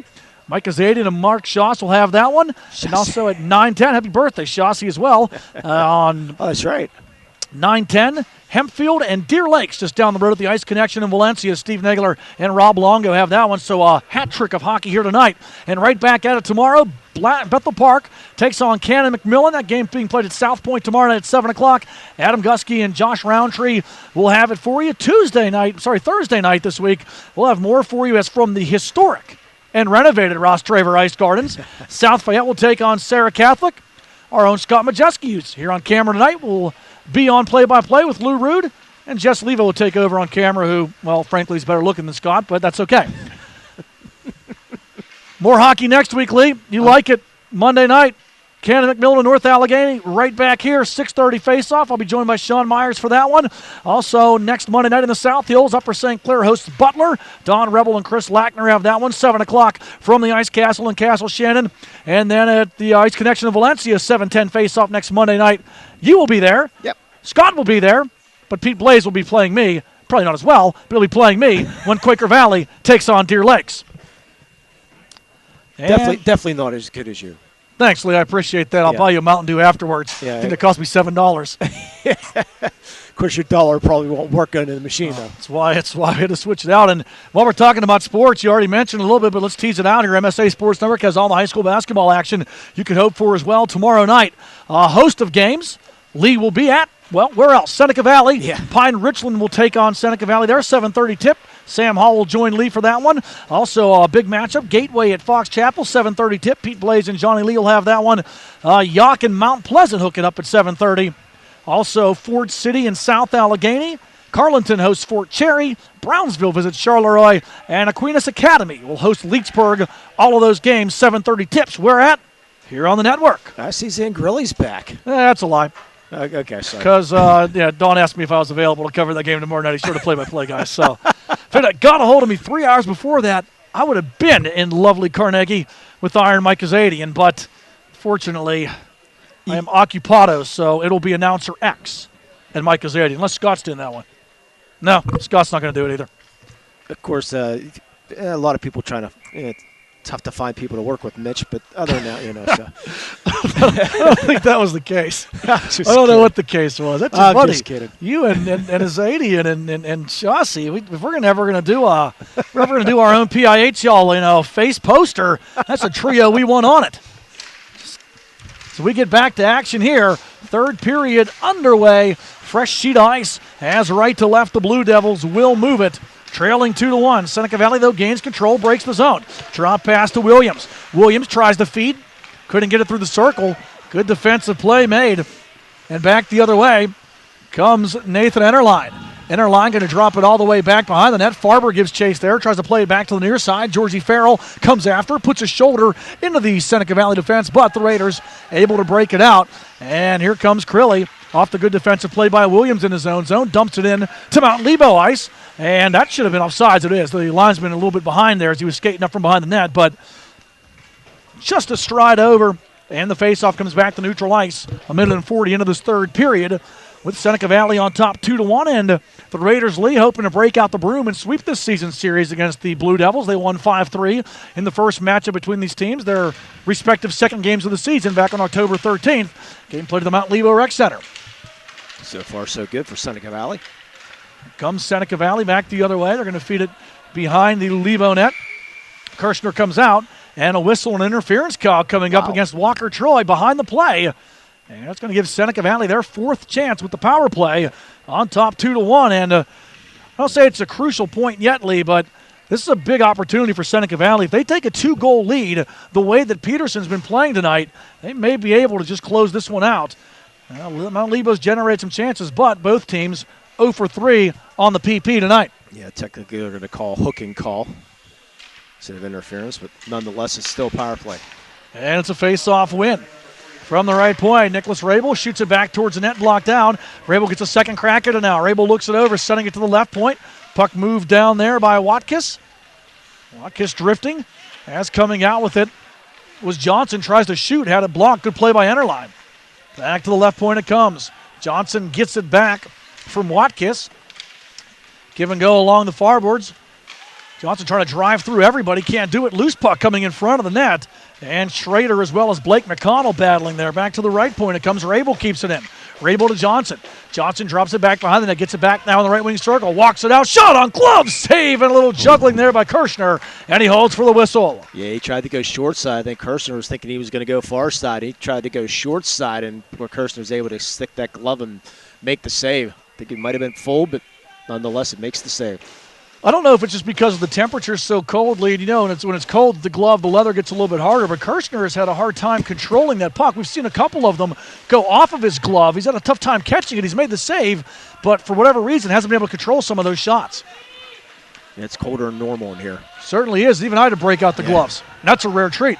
Well, depending on who you are. Yeah. Here comes Williams back the other way. Going to chip it ahead for Seneca Valley. Just under a minute left here in the Raiders' power play. They have a 2-1 lead with 15 minutes left here in this third period, trying to add to it. And that puck goes all the way past Lipnicki on the far point. Peterson gives it away. Turning shot there, and just missing on a golden shorthanded try was Georgie Farrell. Boy, fortunate Peterson. A bad mistake there. We're going to get a penalty on Seneca Valley and a cross check on Farber. Against Farber, should I say. Williams is going to be the guilty party. You called it there, Lee. The referee catching it, cross-check. So to the 4-on-4 we go again. Seneca Valley now 0 for 4 with the man advantage. We'll go 4-on-4 for 38 seconds. And then Mount Lebanon will have a minute and 22 seconds of power play time to work with. And that's big because that'll give them a chance to try to find the equalizer here. One of these teams hoping to break through on the power play tonight. Yeah, somebody forgot to turn the heater lamps on here tonight. Yeah, that happens sometimes. That's often. Kissed for Mount Lebanon, playing it back behind the Seneca Valley net. And the Raiders going to let this one float out. Through neutral ice, we go 4-on-4 for 20 more seconds. Up the far side, sidestepping a check. Gist going to get the pass now, but he couldn't turn that one over. And Mount Lebanon, let's see who that was that sidestepped that check, shot back towards the net. That was Enterline. And Enterline was lined up on the far side, was able to get away from it. Yeah, he would have been flattened. The power plays on for Mount Lebanon. Simmons regroups in the neutral zone, feeds it up the far side. Walker Troy after it. Troy using his skates, trying to keep it in, but Seneca Valley regains control. And over here to the near side, slapping it out is Jared Hulbert.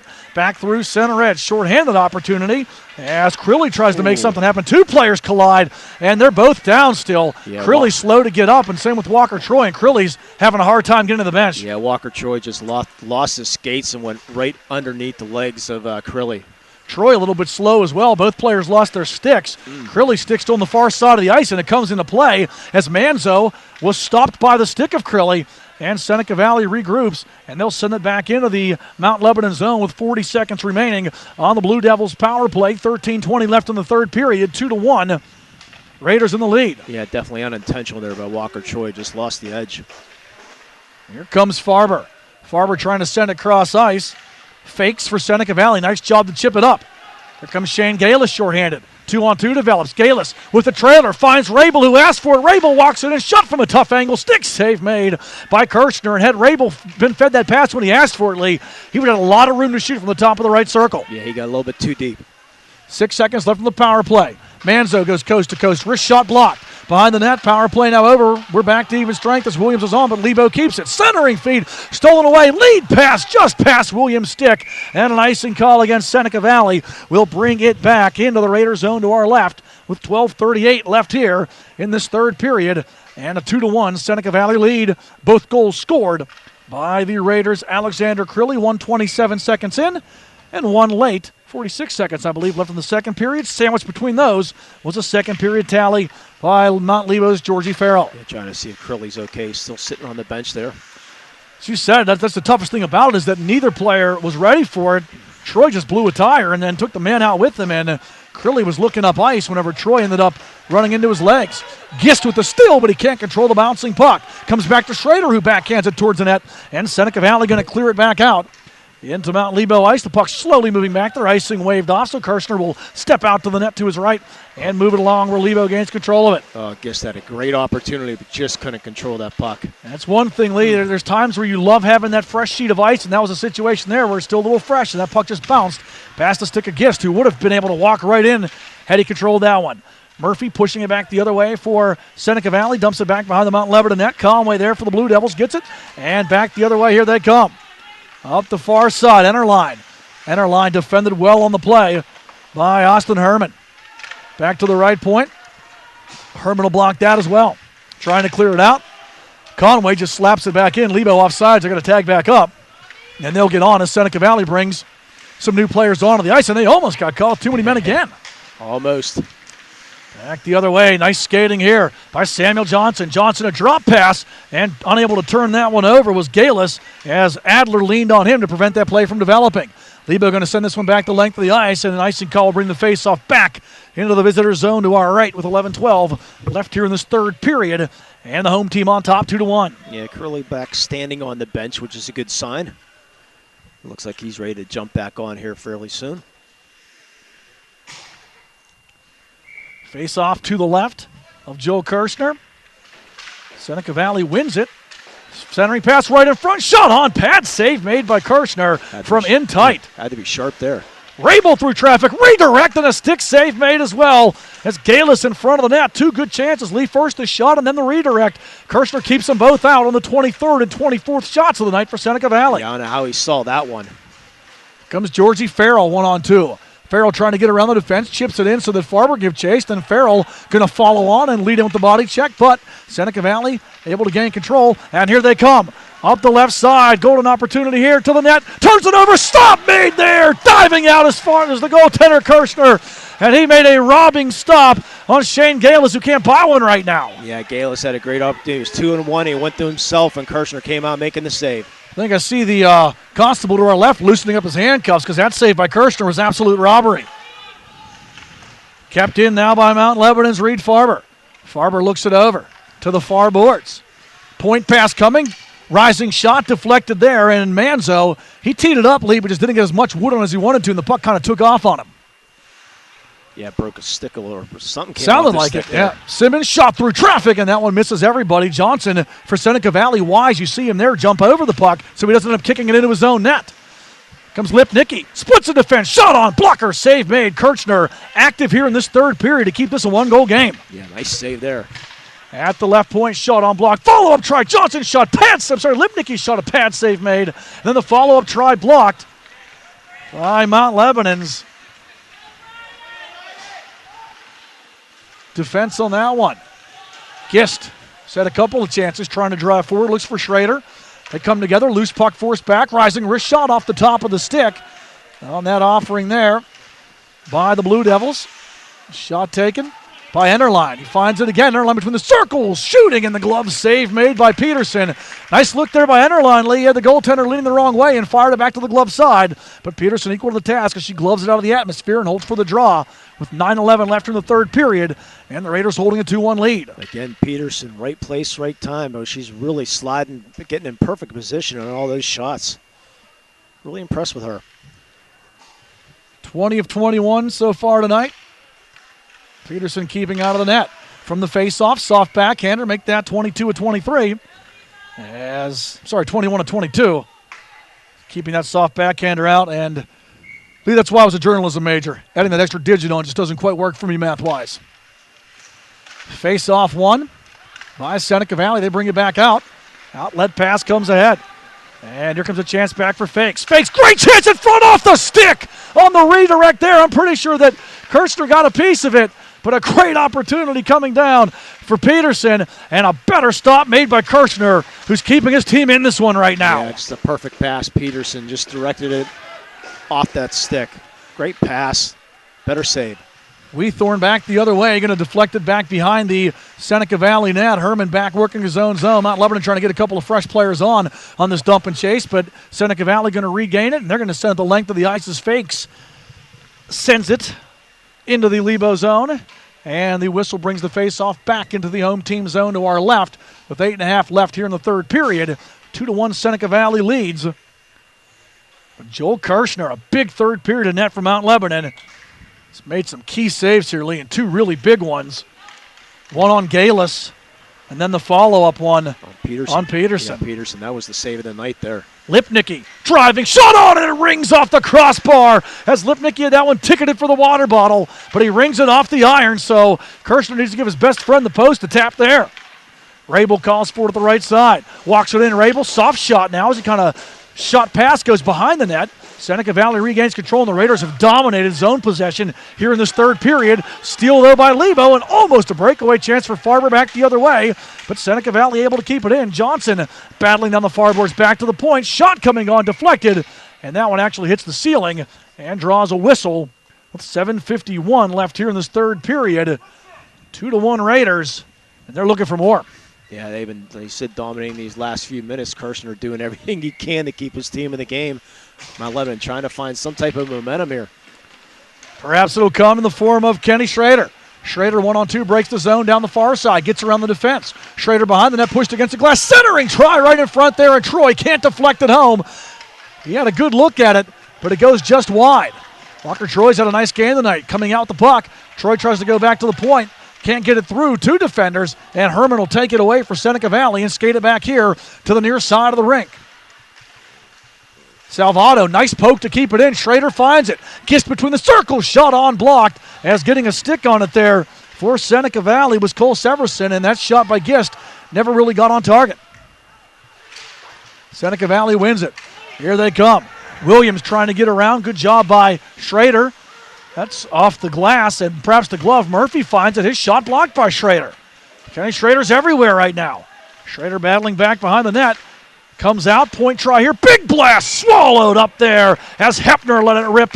And into the butterflies, Kirchner to keep it out. His 26th save of the night keeps the score 2-1. Yeah, it was a centering pass for somebody out front, but it went through everybody right on the stick of Murphy, and he would let loose that slap shot. Good job there by Kirchner. Seeing that puck through traffic. Keeps this game 2-1, Seneca Valley. 27th save of the night. Stop me from counting. Seneca Valley controls, feeding it back towards the net. With the defense, Lebo able to send it all the way back to the left point. Kept in by the Raiders. Players trying to find that loose puck. Enterline. Now 4 players battling for it as it's pinned against the far boards here. the rugby scrum breaking loose. The old days, it'd be a face-off, not now. 4 guys battling. Ref says play on. Get a 5th man in there, and now the whistle will sound as no activity equals face-off since you asked for it. And it'll stay in the Lebo zone to our right with 6:20 left here in this 3rd period. 2-1 the score in favor of the home Seneca Valley Raiders, who are looking for their 8th victory of the season as we're just back here starting 2K15 after the holiday break. Hard to believe. I hear you. Face-off won by Mount Lebanon. Farber tries to bring it out, skating through 2 white jerseys. Able to move it to Enterline. Enterline walks in, and he's banged on the play by Fakes, who stands him up with a pretty good check. All the way to the far side it goes. Manzo able to chip and keep it in. Lebo battling. Farrell turned inside out as he drove to the net, but Fakes took him off his skates with a nice open ice hit. And here comes Fakes back the other way. Parker Fakes coast to coast off the stick of the keeper, Kirchner, and it goes off the meshing behind the net. So a good shift there for Fakes, a couple of big checks, and then a scoring chance back the other way. Yeah, Kirchner didn't really have to deflect it. That shot was going wide, but he gets the stick on it and deflects it into the meshing. Don't forget, after the game, we'll have your Blade Runner scoring summary, your Mount Lebanon Ice Arena play of the game, and your Management Science Associates 3 stars. That's interesting. The puck's coming outside the blue line. It is interesting. Yeah, I don't understand that because the goalie deflected it. Yeah. Now they're going to fix it. Get it right now. Okay. Well, whether they hurt us or not, I doubt it. I doubt it, but I think that the officials, just a 2-man crew out there. They got it right. They did get it right. That's the main thing. It's more than the NFL can say. Back the other way comes Mount Lebanon. You're not referring about that call the other night. No, okay, I didn't think so. Lipnicki, a 2-on-1 developing. Here he comes. Lipnicki tries to pass it off, and a good job getting back by, was that Simmons who got in there? I don't know. I was going to say Ryan Gist, I thought. Now, you might be right. I think it was Gist who got in there and cut that one off as Galis was coming. And that pass by Lipnicki, had Galis found it, he'd have had a whole lot of net to work with. 5:15 left in the 3rd period. 2-1 the score. Bodies scrumming together as Mount Lebo Schrader missed a body check, and it's taken away by Seneca Valley's Lewis Martin. Shot to the net goes wide, and it takes a weird bounce coming back towards the net, sending Kirchner diving to his right, where he'll cover it up and keep it from taking one of those Joe Louis Arena bounces. Yeah, Kirchner had to be sharp in that. Thought that puck was going to just go behind the net, but he said it deflected right out, almost back out front there. Kirchner had to be sharp, covered it up. Face off in the Lebo zone to our right. 5:01 left here in the 3rd period. 2-1 Seneca Valley in the lead. 2 goals for Alexander Crilly. In between those, Georgie Farrell from Mount Lebanon. 1 in the 1st, 2 in the 2nd. Nobody's found the net here in the 3rd period with under 5 minutes left. And Crilly's back out. Good to see because Crilly, as you mentioned earlier, Lee tangled up in a situation with Troy, but he's back and he's okay. Farber walks it in. Save made, and Peterson holds. Yeah, he doesn't look 100% though. Still favoring that leg a little bit. Not skating as fast as what he could. And that was a situation there, as you said, just as a coincidence where Troy just pretty much lost his edge. He hit the ice hard and ended up sliding in to Crilly, taking him out. Both players lost their sticks and were slow to get up. Wrist shot from the face-off. Peterson absorbs that one, but good to see Crilly back on the ice. Took Crilly a while to get to the bench after that collision as well. He was favoring his right leg as he was going off. Face off to the left of the Seneca Valley net. Raiders win the draw. Change directions. They bring it around here to the near side. And breaking it out there is Fakes. Fakes drops it back to Watkis, but Fakes just can't get back on side. And he was maybe a skate and a half over as Watkis was coming with some speed down the near boards here. Yeah, Salvato had some problems with it, gave it up, but fortunately for Mount Lebanon, Fakes was just off sides. 4:25 left here in this 3rd period. 2-1 the score remains in favor of Seneca Valley. Lebo's Farrell comes back, short side shot off the outside of the net. Farrell finds a loose puck, sends it back to the right point. Looking it over, shot on, blocked there. Manzo gets a second crack, and it's blocked as well. 2 tries for Manzo, 2 blocks for Seneca Valley. And Fakes, I think, got both of them. I know he got the second one. Seneca Valley sending it back to the point. Bouncing puck goes off the stick of Simmons up in the air. Still on the near glass. And finally, Fakes will get it out. Sidesteps a check. 3-on-2 back the other way. Fakes pushing it ahead.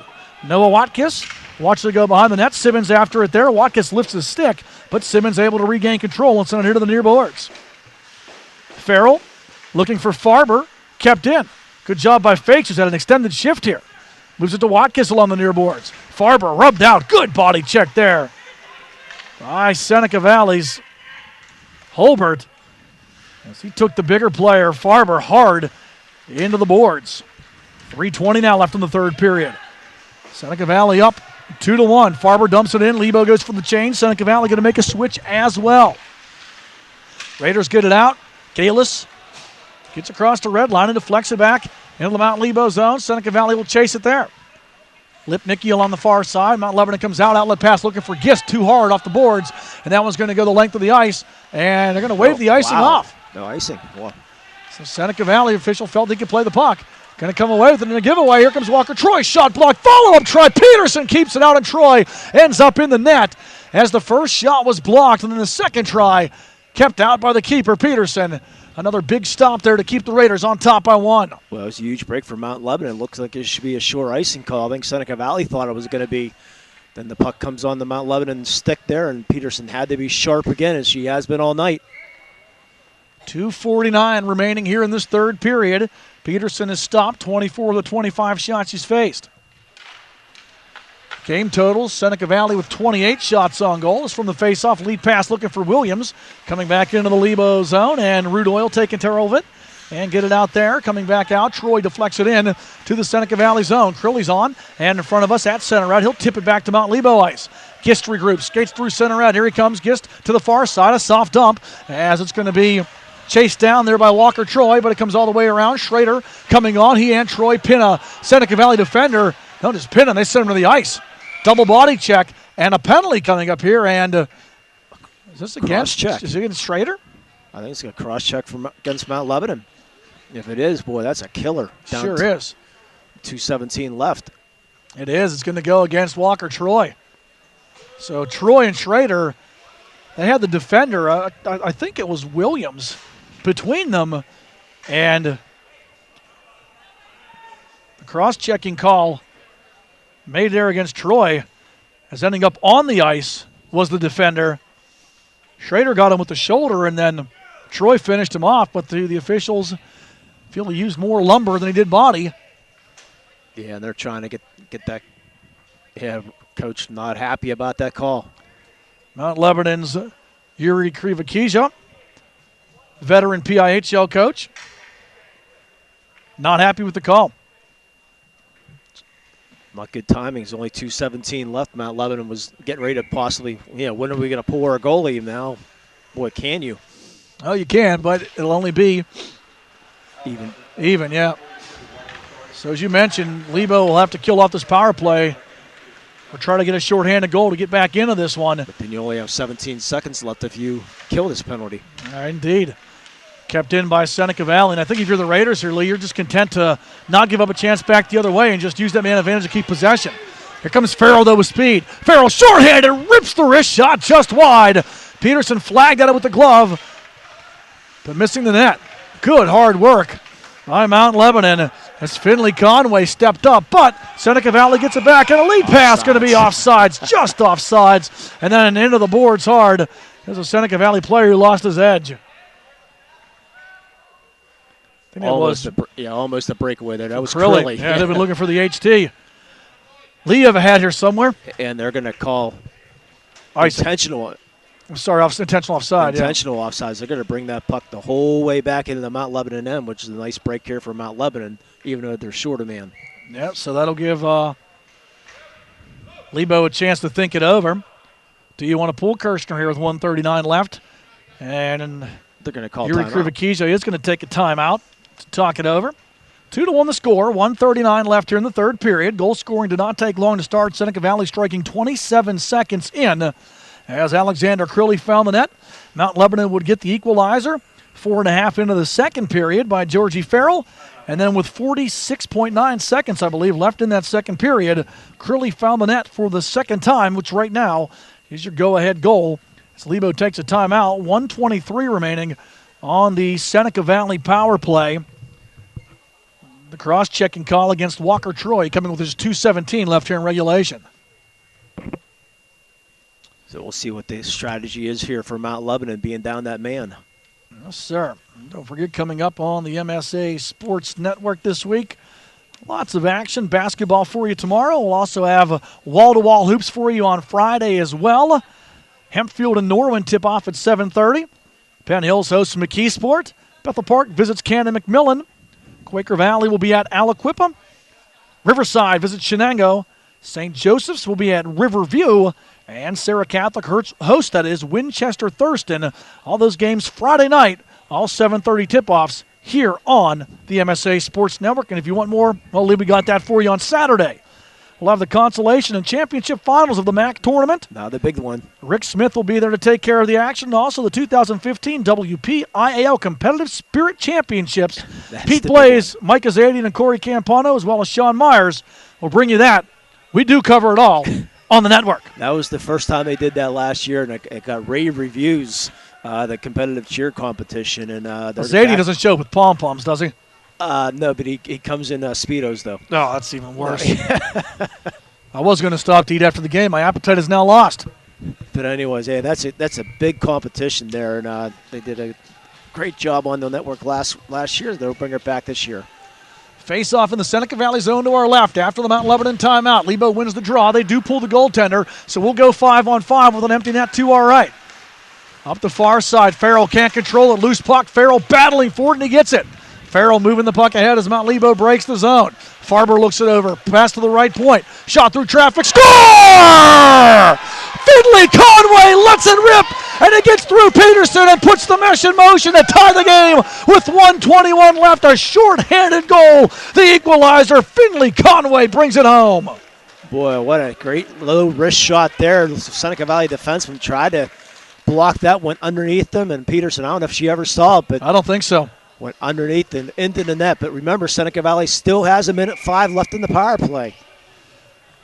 So a gutsy call by Yuri Krivakia as he decided to pull the Keeple Kirshner after the timeout to go with the extra attacker, put it back to 5-on-5.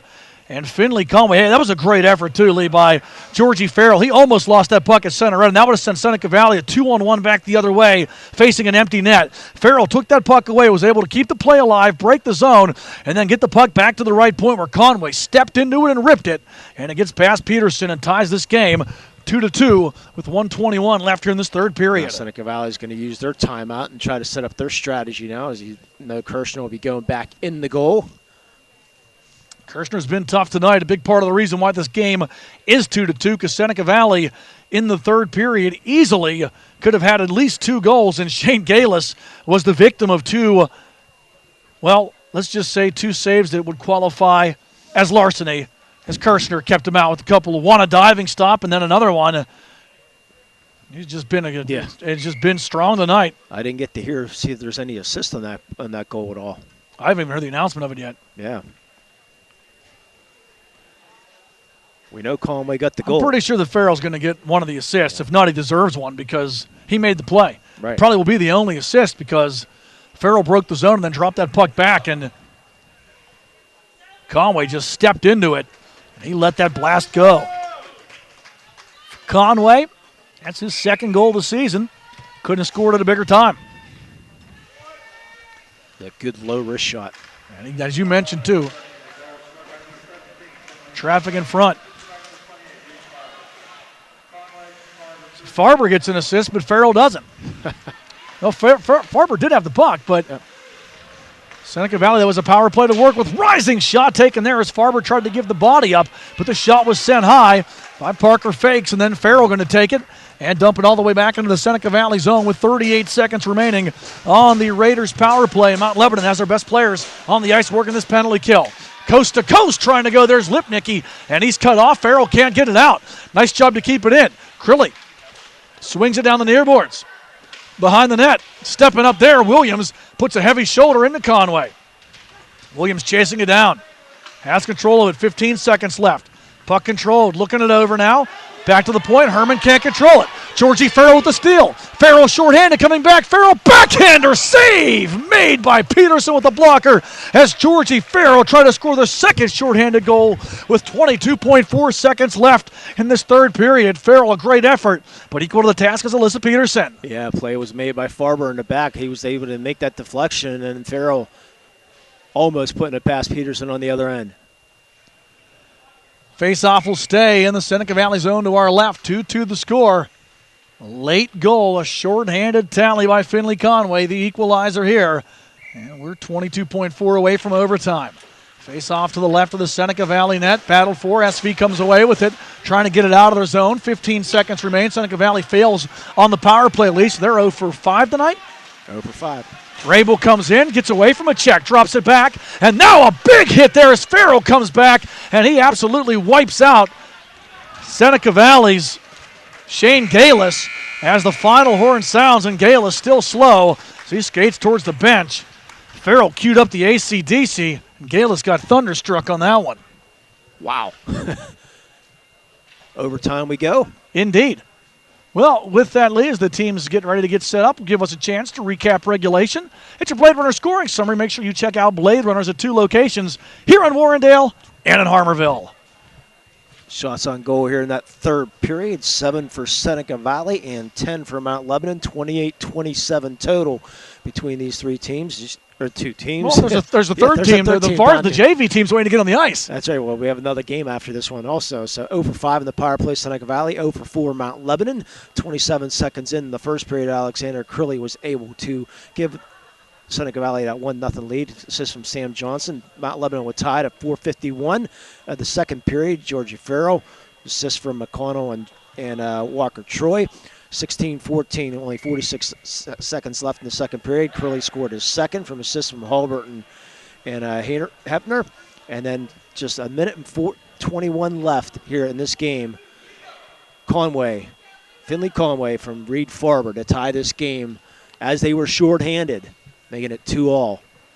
And almost Georgie Farrell almost made it a win for Mount Lebanon, which would have been crazy that they would score 2 shorthanded goals to take a victory. That would be snatching it away from the jaws of defeat. But it didn't happen. So we go to overtime. Yes, we do. 5 minutes. And unlike the NHL, should these teams be tied after this 5-minute period, they will each gain a point and put a mark in the tie column. You mean they don't pass the bucket and try to go for more ice time? Do not. Okay. You need to pass the bucket if you want more ice time. You mentioned that. One of the reasons that, this is still on the club sport level and not quite a PIHL sanctioned sport. Until we build that arena, Lee. If you build it, they will come. They build enough around the Western Pennsylvania. New one coming up in Cranberry, too. Here comes a chance back. Farber trying to split the defense. He had Farrell going to the net, but a good stick check made on the play. Chance here. Score! The feed to Farrell, the one-time wrister. He rips it glove side of Mount Lebanon. 28 seconds into overtime. Gets the 3-2 victory. Georgie Farrell, and a shot was too sweet. The Blue Devils get the come-from-behind win. Wow. Didn't get to see who that pass came from, and then it just in the back of the net found Farrell all alone, right circle. Boy, he just wristed that shot. And Mount Lebanon comes out of nowhere, absolutely out of nowhere, to steal a victory on the home ice of Seneca Valley. 28 seconds into overtime, Farber found the puck, and he found Georgie Farrell. And Farrell finishes it off, his second goal of the night. Your game winner, 28 seconds into overtime. Mount Lebanon comes back and gets the 3-2 victory. Assist from Farber. We'll take a break and be right back to wrap it up. We'll have your Blade Runners post-game scoring summary, your Mount Lebanon Ice Arena play of the game, and your Management Science Associates 3 stars. Your final score here from Blade Runners in Warrendale. Mount Lebanon, 3-2 winners in overtime. We'll be back to wrap it up. You're listening to and watching 2014-15 PIHL High School Hockey coverage only here on the MSA Sports Network. Want to learn how to ice skate or play hockey like they do in the PIHL? Looking for a good place to throw that winter birthday party? If you answered yes, Blade Runners is the place to go for public or private skating sessions, plus learn to skate and learn to play hockey classes. And don't forget to check out PIHL game action at their 2 locations in Harmarville and Warrendale. For more information on ice time, class and game schedules, or party planning, visit their website at www.bladerunnersice.com. See you at the rink. Life is about having the confidence to know you can do anything right. I get that at Carlo. I graduated with top awards, but beyond the classroom, Carlo helped me learn a lot about myself. Carlo brings out the best in you. I know I'm going to be a fantastic nurse. I know whatever I come across, I'll be prepared. I can't think of a better place to start the rest of my life, because at Carlo, I know I matter. I matter. I matter. Enroll at Carlo University. Visit carlo.edu.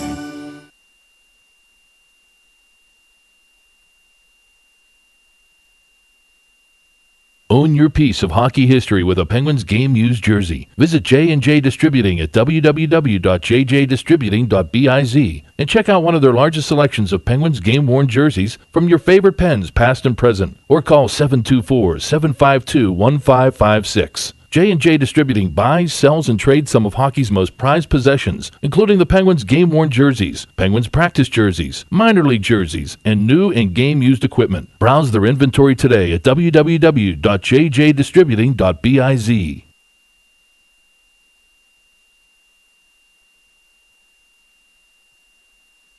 Attention all teenagers in the South Hills. If you need something to do on a Friday night, look no further than the TGIF Skate at the Mount Lebanon Ice Arena. Featuring a live DJ, big screen TV, special effects lighting, and games from 8 to 11, it's the place to be this winter. Mount Lebanon Ice Arena also offers an after-school skate for younger children, Fridays from 4:30 to 6 p.m., and a full range of instructional programs for all ages. For more information, call 412-561-4363 or visit mountlebanon.org.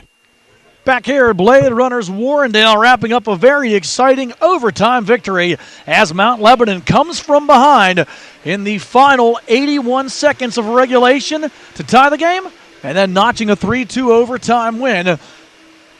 As you're listening to and watching PIHL High School Hockey, brought to you by Trib Total Media here on the network. He's Lee Mohn. I'm Matt Vandriak, and it's post-game time, Lee, so we might as well get it started with the Bladerunners scoring summary. Didn't take long to get it over with. Bladerunners was located here in Warrendale and Harmerville, so make sure you check out both locations. But the one here tonight was the place to be for sure, and a very exciting come-from-behind win for Mount Lebanon. Yeah, Georgie Farrell won it. We already gave the scoring recap at the end of the third period, but we'll go give it all again. Curley at 27 seconds from Sam Johnson in the first period.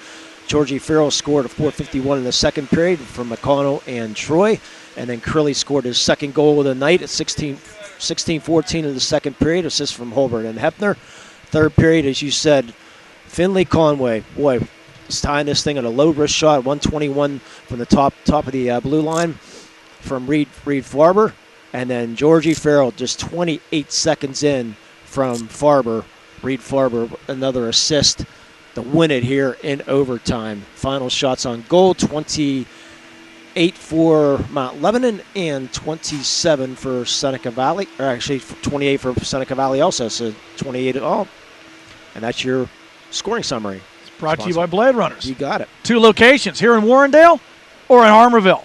And great effort here, Lee, and not to take away, the goals scored there late, but these keepers both played very well tonight. Did Joel Kirschner for Mount Lebanon and Alyssa Peterson for Seneca Valley, but in the end, as you mentioned, Lebo scoring with 1:21 left in regulation, and that was a shorthanded goal with the goaltender pulled right out of a Mount Lebanon timeout.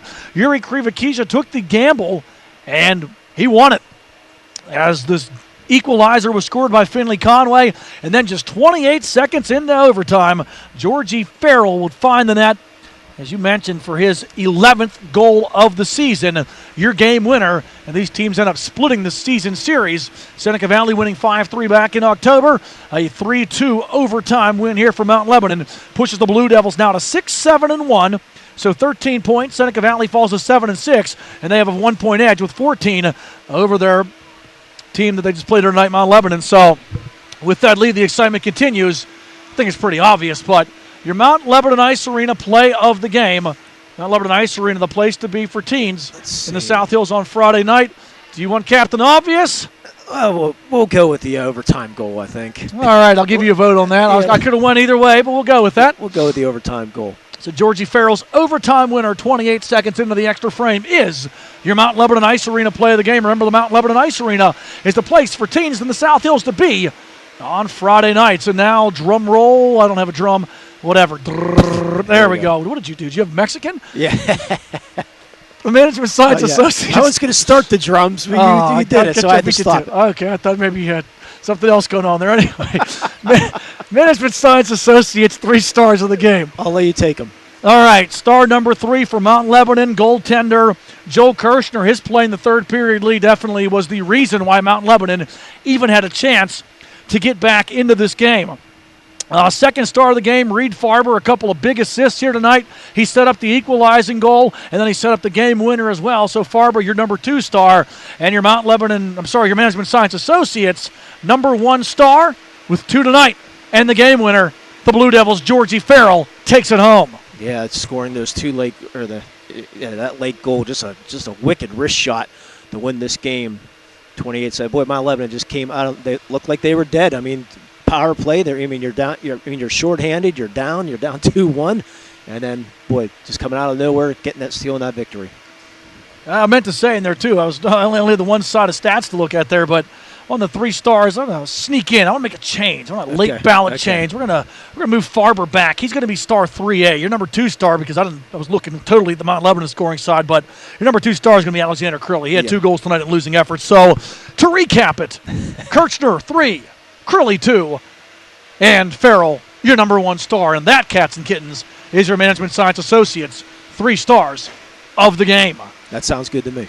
Lee, any final thoughts on what was a very entertaining contest coming down to the wire? Levo getting that equalizer, shorthanded with 1:21 left, and then coming back to get the win just 28 seconds into overtime. Well, that's a huge victory for Mount Lebanon. That creeps them back up into the standings there. Now they got 13 points. That was Seneca Valley number 14, but boy, that's a great boost of confidence because Mount Lebanon came in struggling in this game. Yeah, the last few games not playing too well, and stealing a victory should be great for them.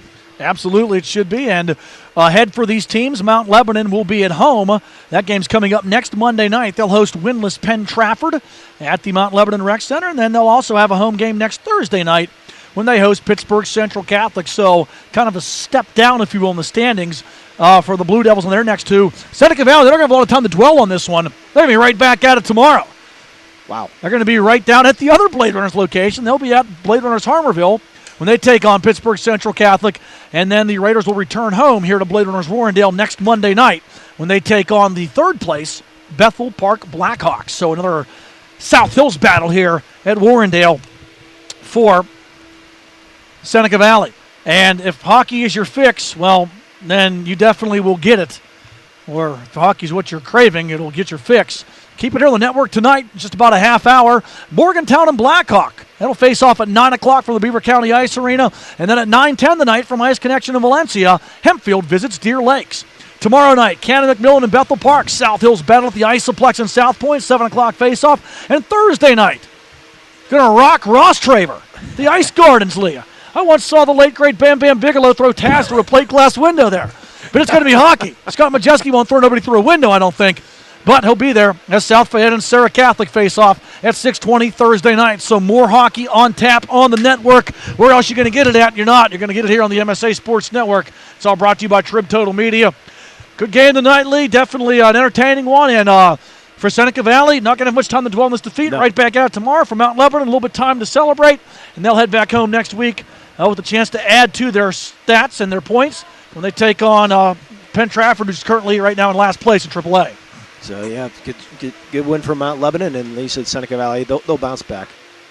For Lee Mohn and for Scott Majeski on camera, Matt Vandriak saying, I hope you enjoyed listening and watching it as much as we did bringing it to you. Your final score again from Blade Runners in Warrendale. Mount Lebanon defeats Seneca Valley by the score of 3-2. You've been listening and watching PIHL High School Hockey, brought to you by Trib Total Media. It's only here on the MSA Sports Network.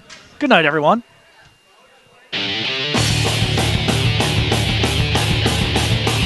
You have been listening to the Pennsylvania Interscholastic Hockey League here at MSASports.net. Sponsored in part by the Mount Lebanon Ice Arena, by Blade Runners, by McDonald's, by S-Mark, by First Commonwealth Bank, by People's Gas, by Carlow University, by UPMC Sports Medicine, by the East Suburban Sports Medicine Center, by J&J Distributing, and by Management Science Associates. You can follow the high school hockey season every day by logging on to www.msasports.net. The preceding has been a special presentation of the Management Science Associates Sports Network.